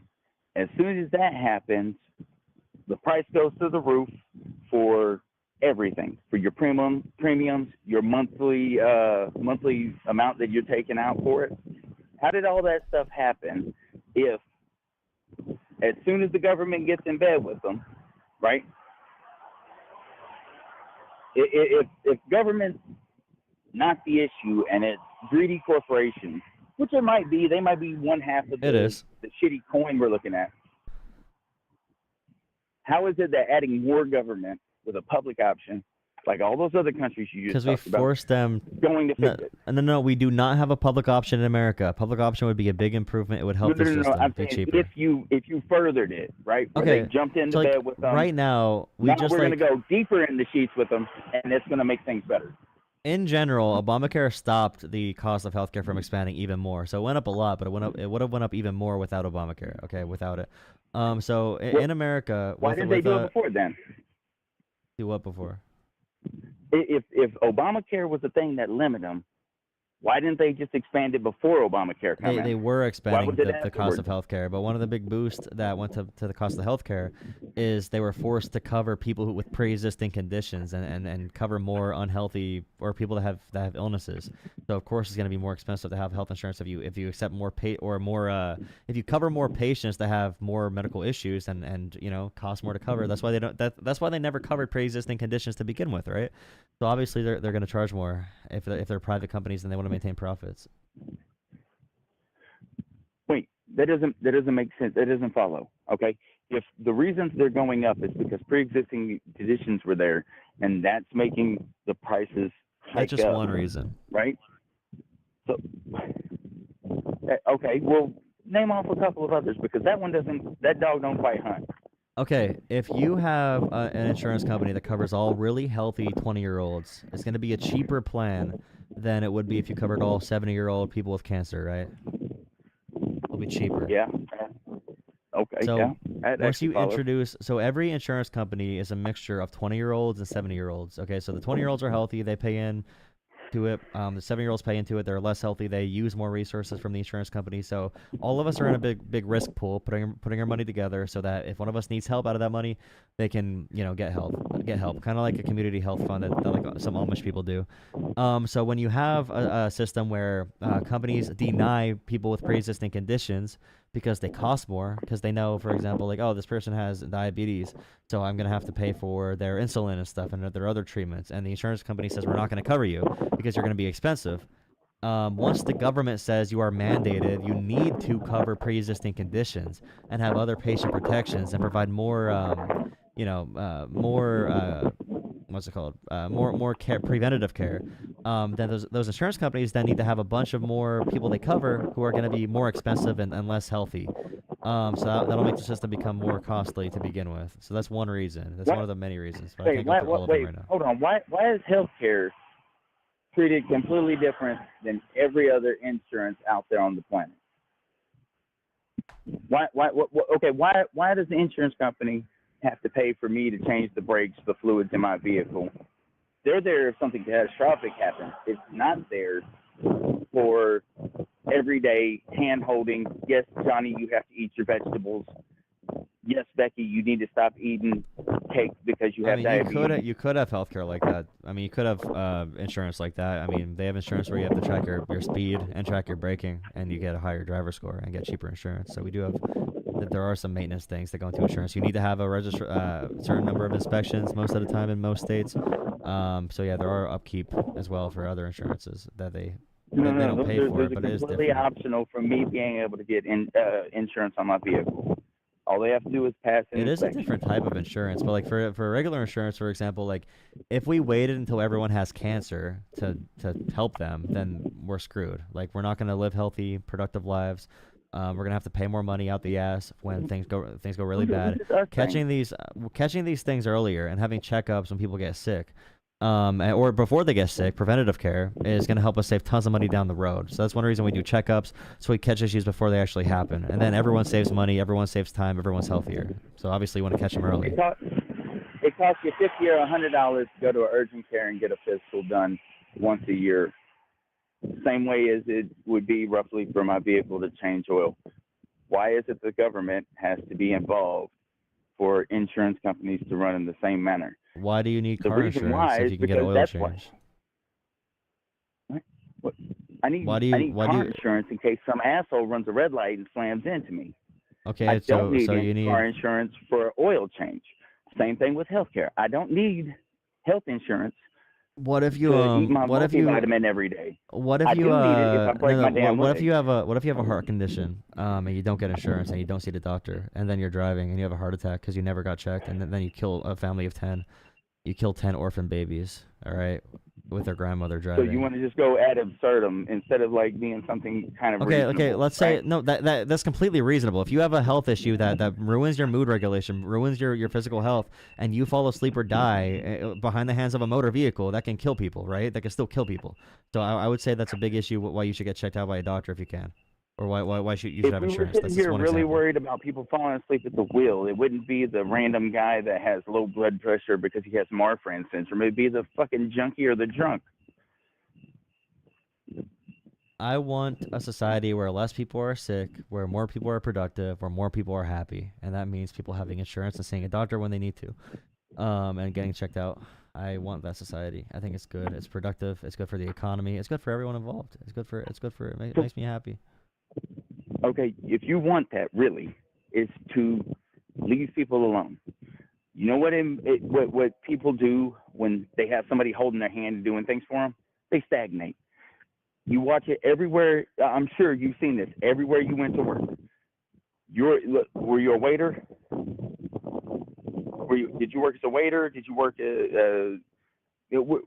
like you ain't got to tell me precisely where you work. I work multiple jobs. I do a lot of deliveries right now. I'm doing a lot of deliveries. Okay, well, I mean, deliveries aren't a good one, but they do exist. The guy who goes out there and takes care of business and makes the money, right? There's going to be, for every one of those guys, there's going to be another asshole that's going to be like, nah, he's got it. He's cool. He's not going to work as hard because you're taking care of whatever it is he's there. I just disagree. People are more productive when they have healthcare, though. I'm just saying, in countries when we have this is like a winning culture. Okay, I've been on a lot of sports teams. On my sports teams, we didn't say we're gonna be every man for himself. We said we're gonna help each other, we're gonna push each other, we're gonna hold each other accountable. So I can still provide resources to people and say, hey, you can have healthcare, or you can have a water or a Gatorade or whatever, but you need to complete the workout. We can still have a good culture and push hard work and still not cripple people. Because in these societies that kick our asses in these different countries, they do have better healthcare and they work harder.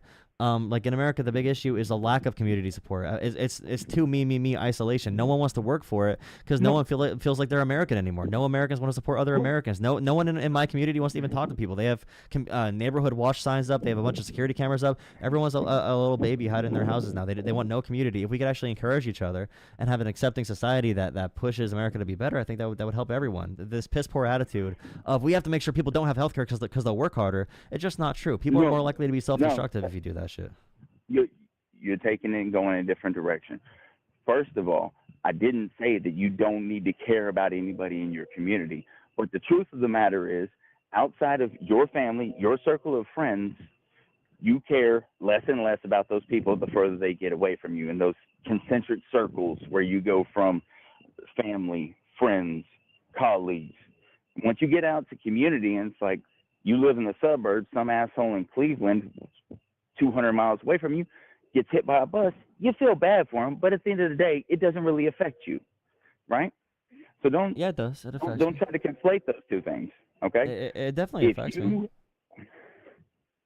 Does it affect you really? Like, did you the rando that got hit in the obituaries that you may or may not have even read? Did you leave flowers by his roadside grave? No, but I mean, still you're cared sad and for had a second, empathy. but- I still believed in the humanity for that person. I still want that person to have a life and hopes and dreams. I still want to support people who are sick and hurting. So like I still care about them, and I'll still pay more in taxes to help them get health care.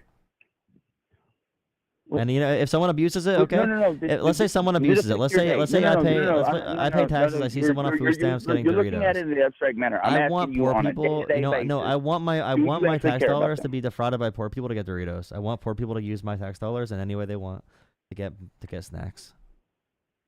Well, why is it that you want everybody else to pay when you yourself could just give the money? You know, nobody's stopping you. The government's not going to say, "Hey, stop! Don't give that homeless person Because $20." it's like when a mom makes her son clean her room or clean his room because he needs to clean his room and he needs a good place to You literally live. talk about the nanny state. Yes, I'm a Like, nanny. never mind no, actually, being able to take care of. no, I'm talking about the neighbor stop. state. You I'm just talking about said- you being a just good said it. neighbor. I'm talking about the neighbor state. I'm I a want to good be good neighbor to my neighbors. people. Yeah, but guess what? I want to Outside be of good my Americans. neighborhood, I want to be good people. I think being good people is a good thing. how far does your empathy go out? Like, that's what I'm asking. Like, So like my empathy says yes, like I don't want to do dumb shit like pay for people to go, ICE agents to go ransack foster homes and assault college kids for daring to speak out against Israel. I want to spend that money on healthcare for American people, okay, or people in speak general. out I want against money to go to Israel healthcare. or set up a demonstration where somebody was kidnapped and called to death and genocide of Yeah, people. well, I'm talking about hundreds That's of what happened cases. when That the girl at example Tufts, you're talking about. no, Tufts, that woman at Tufts, that social worker at Tufts that wrote the op-ed 2 years ago. I'm talking about that kind of stuff. We should stop spending money on Trump's dick massage parades and use that money to help homeless vets instead. Yeah, but that's what I'm saying. If your empathy actually extended out as far as you're saying it, it wouldn't be somebody will take care of it or I'll give some money for it. You would actually go out there and do it Okay. because it doesn't I'm not affect you empathetic. on a day-to-day. Listen up. I'm a bad person. I'm a terrible person. I know it's in my self-interest to have a society where my neighbors are taken care of because if they're taken care of, they're less likely to go crazy and do violent things and be bad neighbors. I'm less likely to get hurt. A society in which I care about other people means there's a better chance they will care about me, and therefore all of us are going to be safer. I am self-serving. I think helping other people is very self-serving. I don't give a shit about empathy. I'm empathetic in my own life. You know, I care about people. I care about, I'll help someone out with a project, or I'll help someone out if there's an old lady crossing the street. I like being able to hold doors open for people, and I like community. But this is completely self-serving for me. I don't want you to get it twisted. I'm not being empathetic here. I know the world's better. It's a better world for me. I'm gonna be happier. I'm gonna be able to have more money. I'm gonna be able to have more things I enjoy. If everyone's able to be taken care of, our economy is going to be more productive. Being a liberal, being empathetic, and caring about other people is an extremely self-serving ideology. Like liberalism and even like social democrats, it's super self-serving. I just think it's stupid. It's a stupid worldview to be a conservative. Honestly, I think being a conservative, if you're a small town person, I think that's fine. If you just like are an agrarian farmer type, because I know a lot of farmers, I bring up the Amish a lot. I know a lot of people who do have their small communities, and the federal government does mess it up for sure. But like if you are a conservative in a sense that you're like an isolationist, nationalist, and you just like hate other people and you're mad at like immigrants as the number one issue in America, I just think that it's a dumb ideology to be like I think it's a race to the bottom. I think liberalism and what I believe is self-serving. I think I'm selfish for my ideology, to be clear. Okay, you kind of wandered off on a goat trail there. Goat trail? I don't even know what that means. It means you got off on a tangent. Okay, right? I didn't know ghosts do trails. Outside of your close-knit set of people in your life, you kind of care. Like, if there was a kid in the middle of the street, I'd like to think you'd be empathetic or a decent enough person, try to push the kid out of the way of the bus. Push a kid into the bus? But it's a good thing. Out of the way of the bus. Out of the way of the bus. Okay? But at the end of the day, outside of that group of people, you kind of don't care. Nobody really does. There's no Mother Teresa's out there. And if there are, they're so few and far between. It's not even significantly worth talking about. Now, if you sit there and try to legislate that people have to be empathetic and give their money toward people, who's going to care, right? So if you leave me to my own devices and say, hey, you've got a very limited ability to take care of your medical bills, you better do something, take care of it, because you're on your own, kid, for the most part. You better hope there's somebody out there willing to push you out of the way of the bus. So what does that mean? I exercise. I take my vitamins. I eat well. Okay? These people, when they're sitting there going, they get to, what do they call that? The dispersal of culpability. That's not the right term for it, but that'll kind of work in the meantime. They can sit there and go, oh, it'll be all right. I'm overweight. Oh, it's all right. I can eat junk food. All those things you're talking about that you want for America, you're holding them back from it by sitting there holding their hand. I just I've seen no evidence at all to that. I've seen the contrary. I've seen people with it's not hand holding, it's just having the resources. When you talk about pulling yourself by your bootstraps, it's given boots, it's given motivation, it's given a community to thrive in. That's what I'm talking about. I don't want to hold people's hands. I think Trump holds more people's hands than liberals do. I think Trump gives them this like hold on. You just said a minute ago you want everybody to be taxed so that their money can be taken out of their pockets so they can be made to eat their vegetables.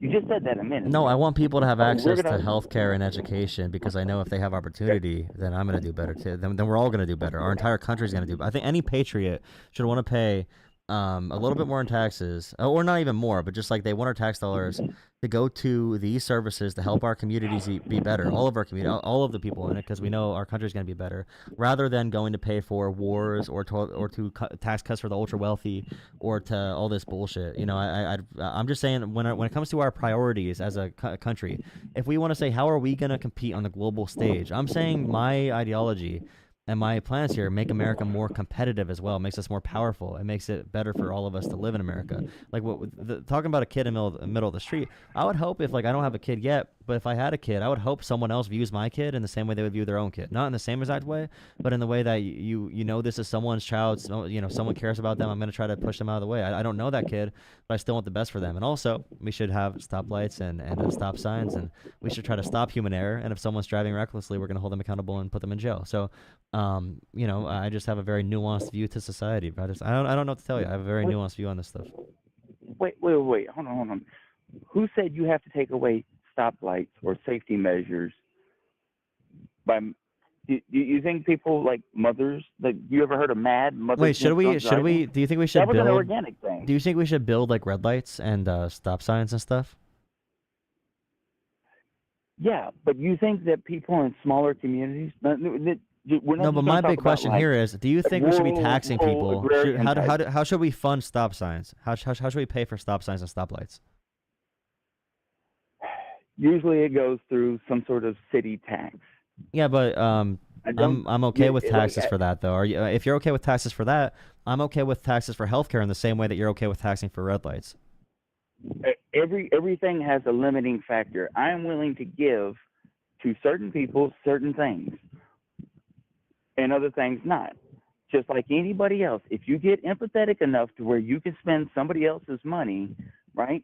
That seems too big government, though. Spot. That seems like really big government. How is it really big government? Because once you get down to like who gets it, who doesn't get it, it's a lot of paperwork and bureaucracy. That's why I like more, better systems that are more expansive, because I don't want to have to spend money on middlemen and stuff. No. So you get to say yes and no about certain things you get taxed on by voting in your local community. Oh, do you mean like, okay. That's why they have bonds. That's why they have it every year for the people who are actually paying attention, all 100 of them in a city of 100,000 people.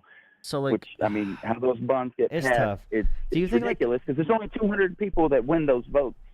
Before I get off here, I want to try to use this analogy, I guess. Like, do you think it's worth? Do you think America needs to compete as a nation with China in the modern economy? Do we need to compete with them? We're out competing them. But do you think we need to for our national interest to compete with China for like energy production and stuff like that? If you mean like compete in the sense of we need to look after our people and get them taken care of, and we need to cut out this bureaucratic red tape so we can get nuclear energy. Like, is that what you're talking about? Like, Well, I or would you just mean say like like there's we're things like competing with them on economic terms? Like, as yeah, I in, guess which economics. way? So like the big conversation right now is like the latest Republican budget they just passed kills all of our like battery, solar, and wind energy, our energy credits, our tax credits for those. Now those tax credits made our energy sector for new generation green technology, and batteries are really good technology to be building in America. We really need that. We could be huge exporters of that really high value material. Those tax credits really helped our production, but it costs money to run a program like that. Or like the Chips and Science Act under Biden helped bring back a lot of manufacturing, especially for chips and semiconductors in America. But those all costed,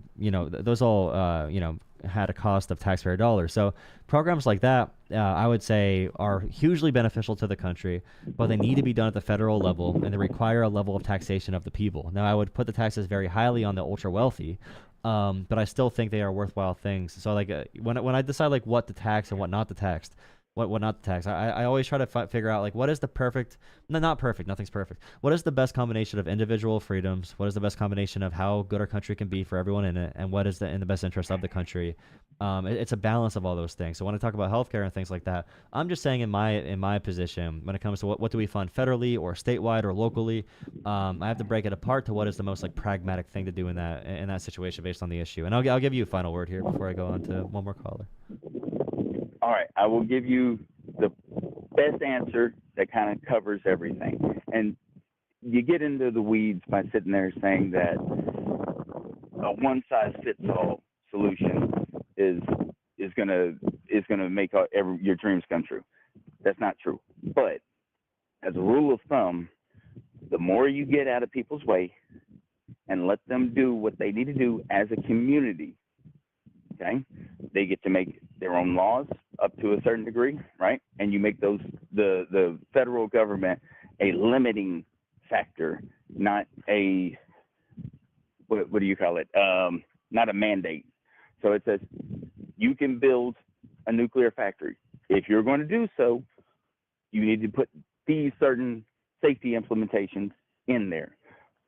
The reason why you don't have to worry about that so much is anybody who's got enough money to make a nuclear reactor and make it worthwhile is going to want that reactor to run as smoothly and as well as possible for as long as possible. Who wants the PR nightmare of a 3-mile island? Who wants the next Chernobyl? It's the same thing for almost anything else. You give people the opportunity to go out there and do something, and you have some guardrails. But the more guardrails you get, the more narrowing of the ability to do anything. You want to compete with China? Well, China basically doesn't give a shit. If they steal intellectual property, they don't care. Yeah, but I'm just saying we could do both in America. Like companies are dumping cancerous chemicals in our water now, like nonstop, and we're just not stopping them at all. Like the balance of corporate power is way too far on the corporate side. We could use some more government investment into green energy and a bunch of other things that can help us compete with China, but we're not getting it. And the private industries are not always the best at determining what's in national interest. They're good at determining, and I agree with you, they'll do what's in best, what's best for their profits.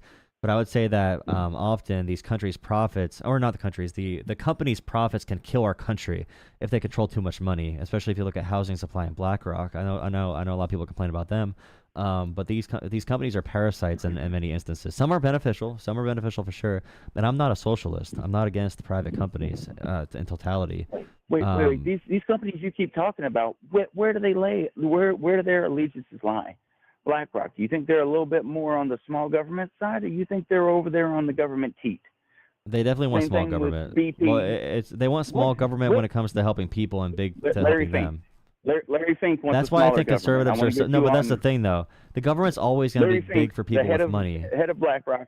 No, but I'm trying to say, and dude, billions of dollars to Obama, Kamala. I'm trying. No, okay, come yeah, on, I know. man. I'm trying to say. You're not going to No, walk but over that's that why. one. That's why I think conservatism is a bad ideology, because people with money and power are going to have money and power. If we cut government, we always cut it on the side that benefits us. We don't give us more power. We need big and strong government to protect our interests. We need a smaller government that represents the corporations. That's the issue right now. Is the big government? We have a big government for the corporations and a small government for us. It should be a reverse, and then we should have a small. Like I always say, we need a big government to provide freedoms, and we need a small government to take them away. We need a balance here, and the balance right now is with corporate power. So I'm not arguing to say that big money has too much influence in both political parties, but we're going in the wrong direction. That's all I'm saying, and we can use a lot better distribution of wealth in America.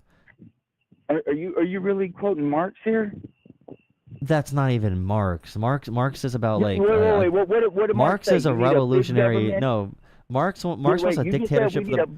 Marx wants to topple capitalism. No, that's not what Marx said. Okay, I'm closer to Adam Smith than I am Karl Marx, dude. Like seriously, if you ever read Wealth of Nations, and I didn't accuse you. No. If you ever read Wealth of Nations, Adam Smith would be much further left than people would imagine, judging by what he says about like the level of government that you need to maintain the capitalist system. He'd probably say right now we're way too far in unregulated capitalism, and like Teddy Roosevelt trust busting monopoly. Yeah, I'm more like Teddy Roosevelt trust busting than like FDR economic policy. So like, wait. Teddy Roosevelt opened up the door for Woodrow Wilson, who opened it up for FDR. That's the thing. It's always a top. But Woodrow Wilson's bad. Woodrow Wilson's bad. Teddy Roosevelt good. FDR's a mixed bag. Okay, there's a bunch of different things. Wait. How? If you open Pandora's box for good reasons, listen. You still open Pandora's box. Global finance was going to go that direction anyway. We don't got to talk about that. If you want to have this conversation, call in a different time. My brain is zapped from the day. I appreciate the call. We had a 40-minute conversation, I'm pretty sure already. So I do appreciate you staying on this whole time, and I appreciate I appreciate it, man. All right, later. Have a good night. See you. Night. Nighty night. I should give a kiss when I get off a call. Like good night, honey. All right, guys. Please drop a like, comment, and subscribe. I'm too late. We'll hit the like button. You're too late. I'm about to go. I'm about to leave. You can't be this late. I'm trying to go to bed at a decent time. I gotta get some sleep.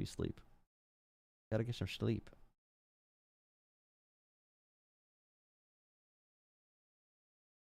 How's it going, guys? Subbed. Thank you for subscribing.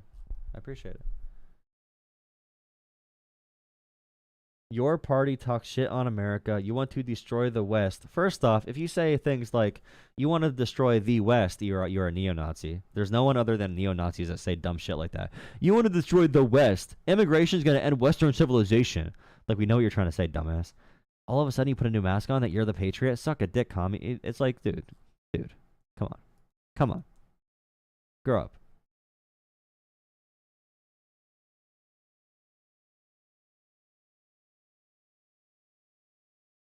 I'm gonna go. I'll put it to unlisted. It'll be unlisted, okay?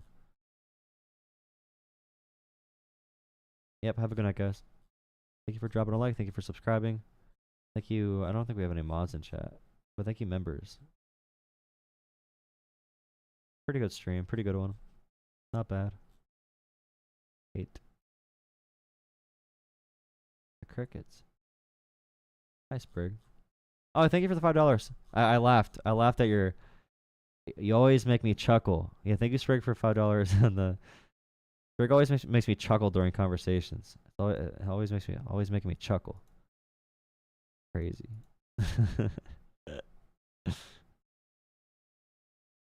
Doing your puzzles. What kind of puzzles? I've been doing Wordle. I've been doing a lot of Wordle lately. Wordle? Is the new Wordle out? I'm bad at Wordle, dude. Or is it? I'm really bad at Wordle. I'm so bad at Wordle, dude. Oh, no. See, this is proof that I'm doing it. Okay, Wordle. Okay. I always start off with, oh, this is bad, dude. This is not good. I always start out with, beans. With beans. Whoopsies. Yeah, okay. Beans. Okay. Okay, we have an E. I'm gonna do Lordy. And I'm gonna do pluck.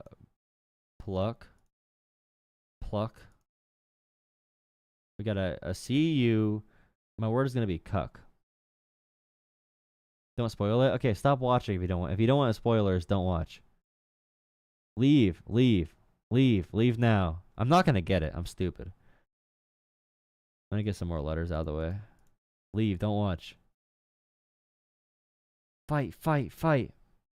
I'm really bad at these. I'm really stupid. I truly am a dumbass. Quebec.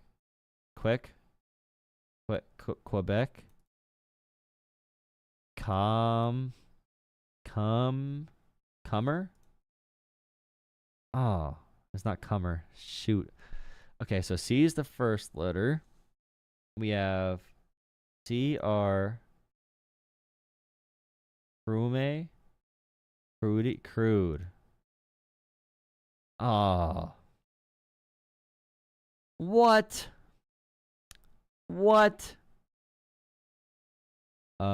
C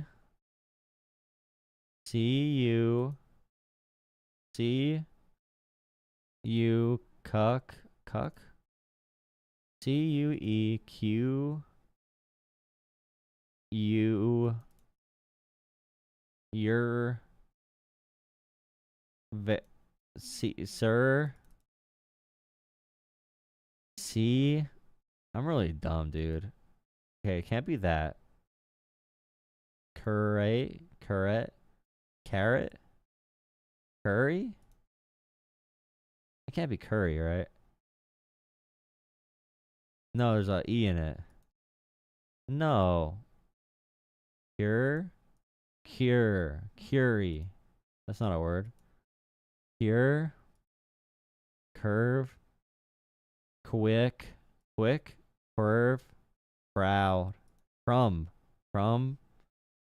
Per. Oh, it's an E at the end. I just realized that. Oh. That makes it. Oh, wait. It can't be R or U. Yeah, that makes it a lot more simple. Now it's curly. Curve.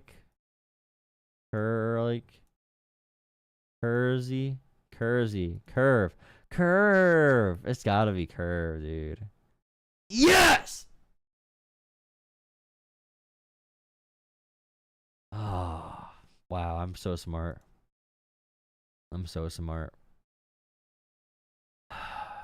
All right, moving on. I'm really bad at these, dude. Okay, first one's uncle. Uncle? Wait, what would uncle be? Uncle. That can't be New York Times. It's not that, right? It's not New York Times. Come on. Oh, I'm really bad at these. These take me like. Oh, I know this one. It's scissor. Lively energy. Oh no, I'm bad at this. Okay, foul smelling. Stink. Breakfast, lunch, and dinner. Meals. Full of stars. Full of stripes. Oh, wait. Nice.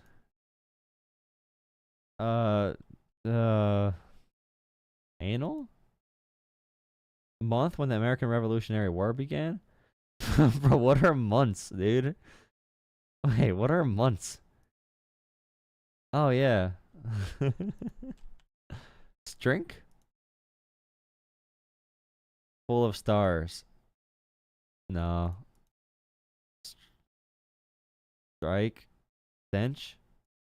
Meals. Uncle. Oh, Sam. A. Foul. Smell. S. Big brand of hummus. Sob. Full of stars. State. Pep. What? What? What is this one? 4th of July sales promotions? USA? No. What is this again? Foul smelling? A chew? Achu? Pikachu? 4th of July sales promotions. What's a 4th of July sale or promotion? Big brand of hummus. Is that one brand? Is that one brand? That one brand. It's state, right? Amtrak? It's A, right? Ass? No. A foul smelling. This is definitely Uncle Sam. This is that. State. A tree. At writ. State. Zebra.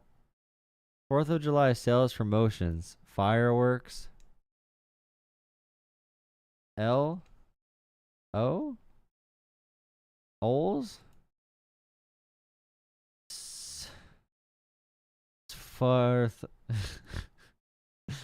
4th of July. Oil? Meals. What can this be? A. Foul smelling. A true. A trip. A zip. Sam. Oh no.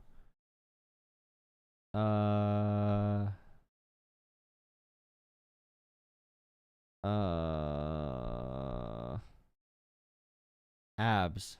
Ads. Ads. Sam. Foul smelling. Ooh. What? Did I get it? April. Zebra. State. Meals? What'd I get wrong? State? Sabra. Ads? Foul smelling. A trip? Ads. What is foul smelling?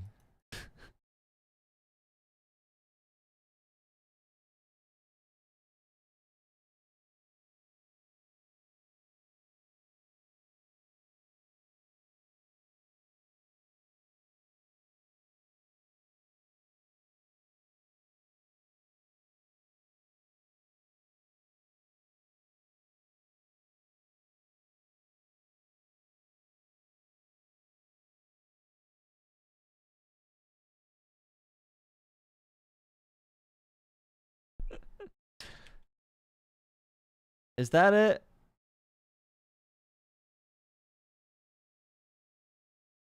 You people made me cheat. Base! Oh. Why are you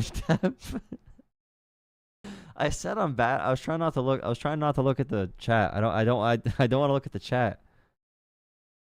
If I wanted to cheat, I'd cheat. I'm trying to show you how bad I am at this. 5 minutes. Holy crap, that's not good at all. I'm just not very smart. Okay. No hints. Driver license, Louisiana, trendy, Indiana, Idaho.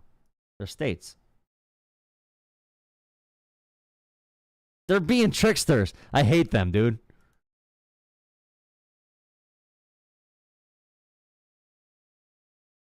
Los Angeles is not a state. Who said that? Who said that, dude? No, I didn't say that. I actually did not say that though. Let's see. Driver's license.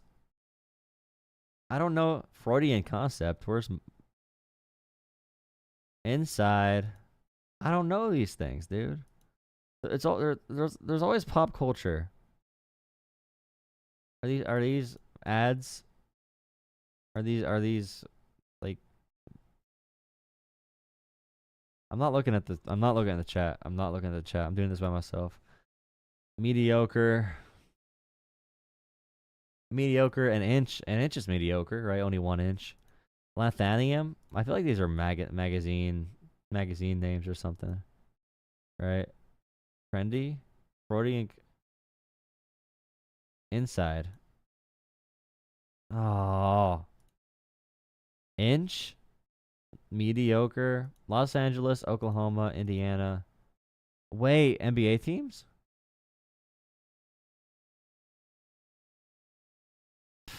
I'm about to strike out. I recognized. I recognized. No, green light. Go. Driver. Freud. I don't even know what this word is. Oklahoma. Musical note. Mediocre. Driver's license. I need a driver's license so I can get inside a trendy British magazine. This game sucks, dude. This game sucks. What ID might refer to? Driver's license, Freudian concept, Idaho recognize. Bro, this is. And there's people in chat trying to spoil it for me. I gotta get better on my own. If you tell me all the time, I'm not gonna get it. Okay. It's impossible. All right, Spottle. Spottle is when you guess musical artists. You guess all the music. You ever do Spottle before? Okay, play. Type of guess here. We're gonna start off with Lil Wayne. Oh, okay. So I got a pretty good start here.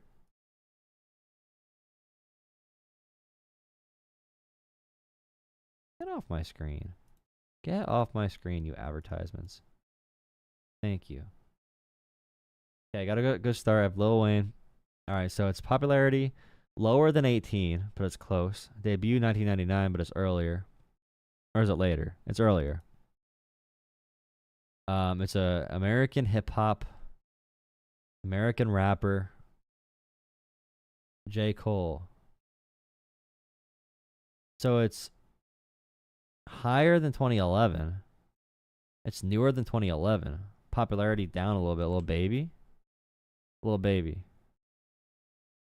Really? So it's above 2011, below 2017, lower than 38 popularity. It can't be Drake. It's lower than... Oh, it's lower than 18. It can be Drake. Possibly. Oh, he's Canadian. I forgot. Kendrick Lamar. It's later than 2011, but it's earlier than 13. Or it's higher than 13. Or lower than 13. Yeah, it's lower than 13. It's more popular. Who came in after... Who came in between 2011 and 2017? I don't want to look at chat because everyone's going to cheat. 2011 and 2017. 2011, 2017, New York rapper. 2011, 2017. Who? And they're lower than 13th? Macklemore? Who are the rappers that are... Lil Nas X?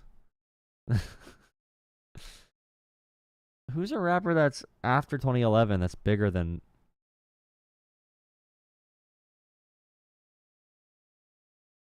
That's... Wait, it's lower than this. Never mind. It's lower popularity, which means it's got to be... Oh, it's got to be a lower. Jid? No, he's probably earlier. 2017. No, it's not even close.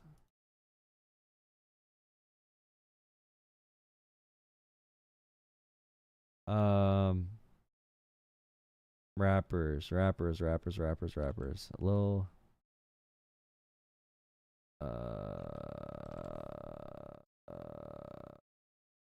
Lil Nas X. Gotta try it.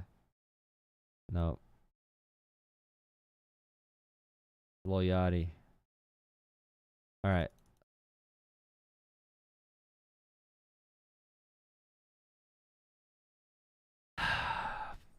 Popularity.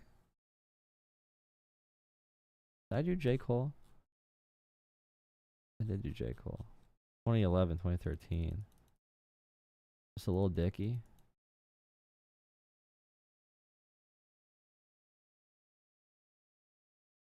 Lil Durk. Who is it? Who can it be? Like another guess? Well, it's higher than 2012. I don't freaking know, dude.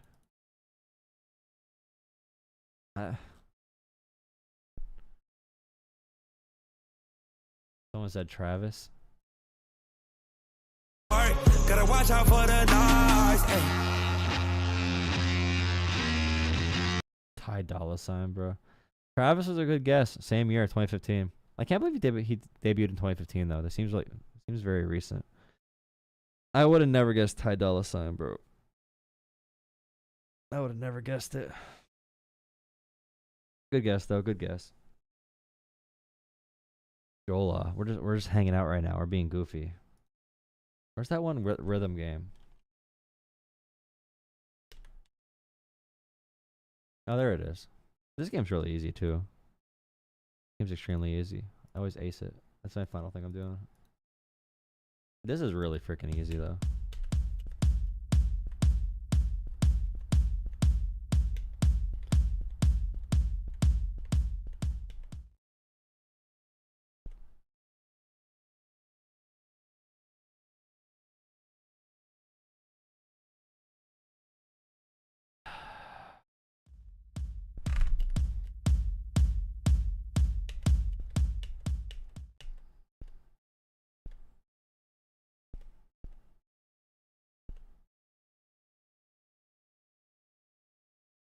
$8.25.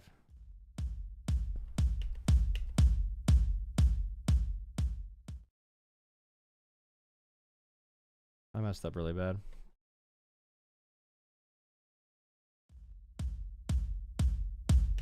Mm.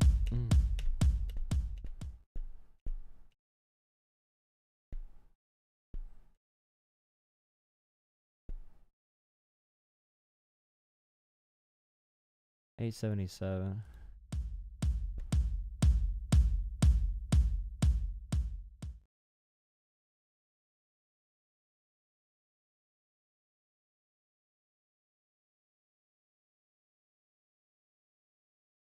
What?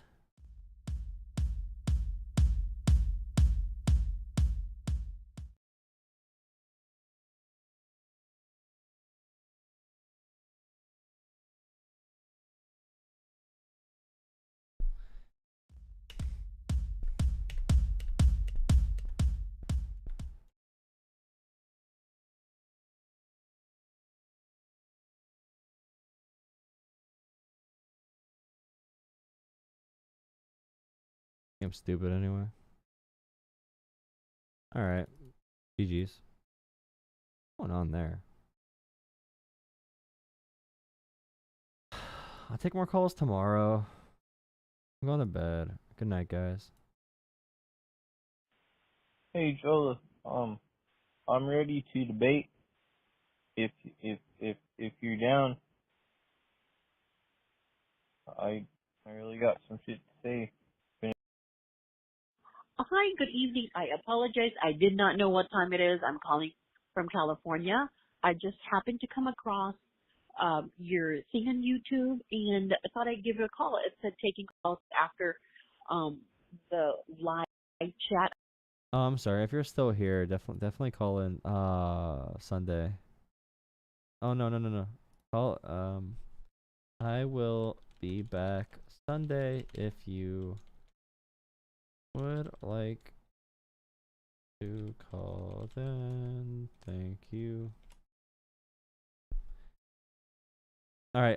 Yeah. Thank you for dropping a like, subscribing, all that kind of stuff. I'm gonna go for now. I'll be back on Sunday. Gotta go do some celebrate American heritage. When America was independent and free to own slaves. Celebrating that big day, July 4th.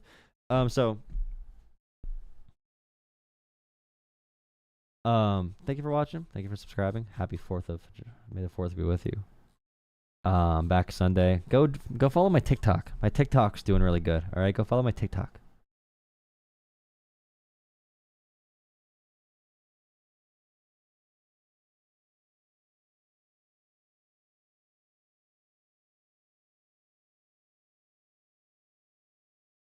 All right, you goofy girls. Have a good night. See you guys Sunday.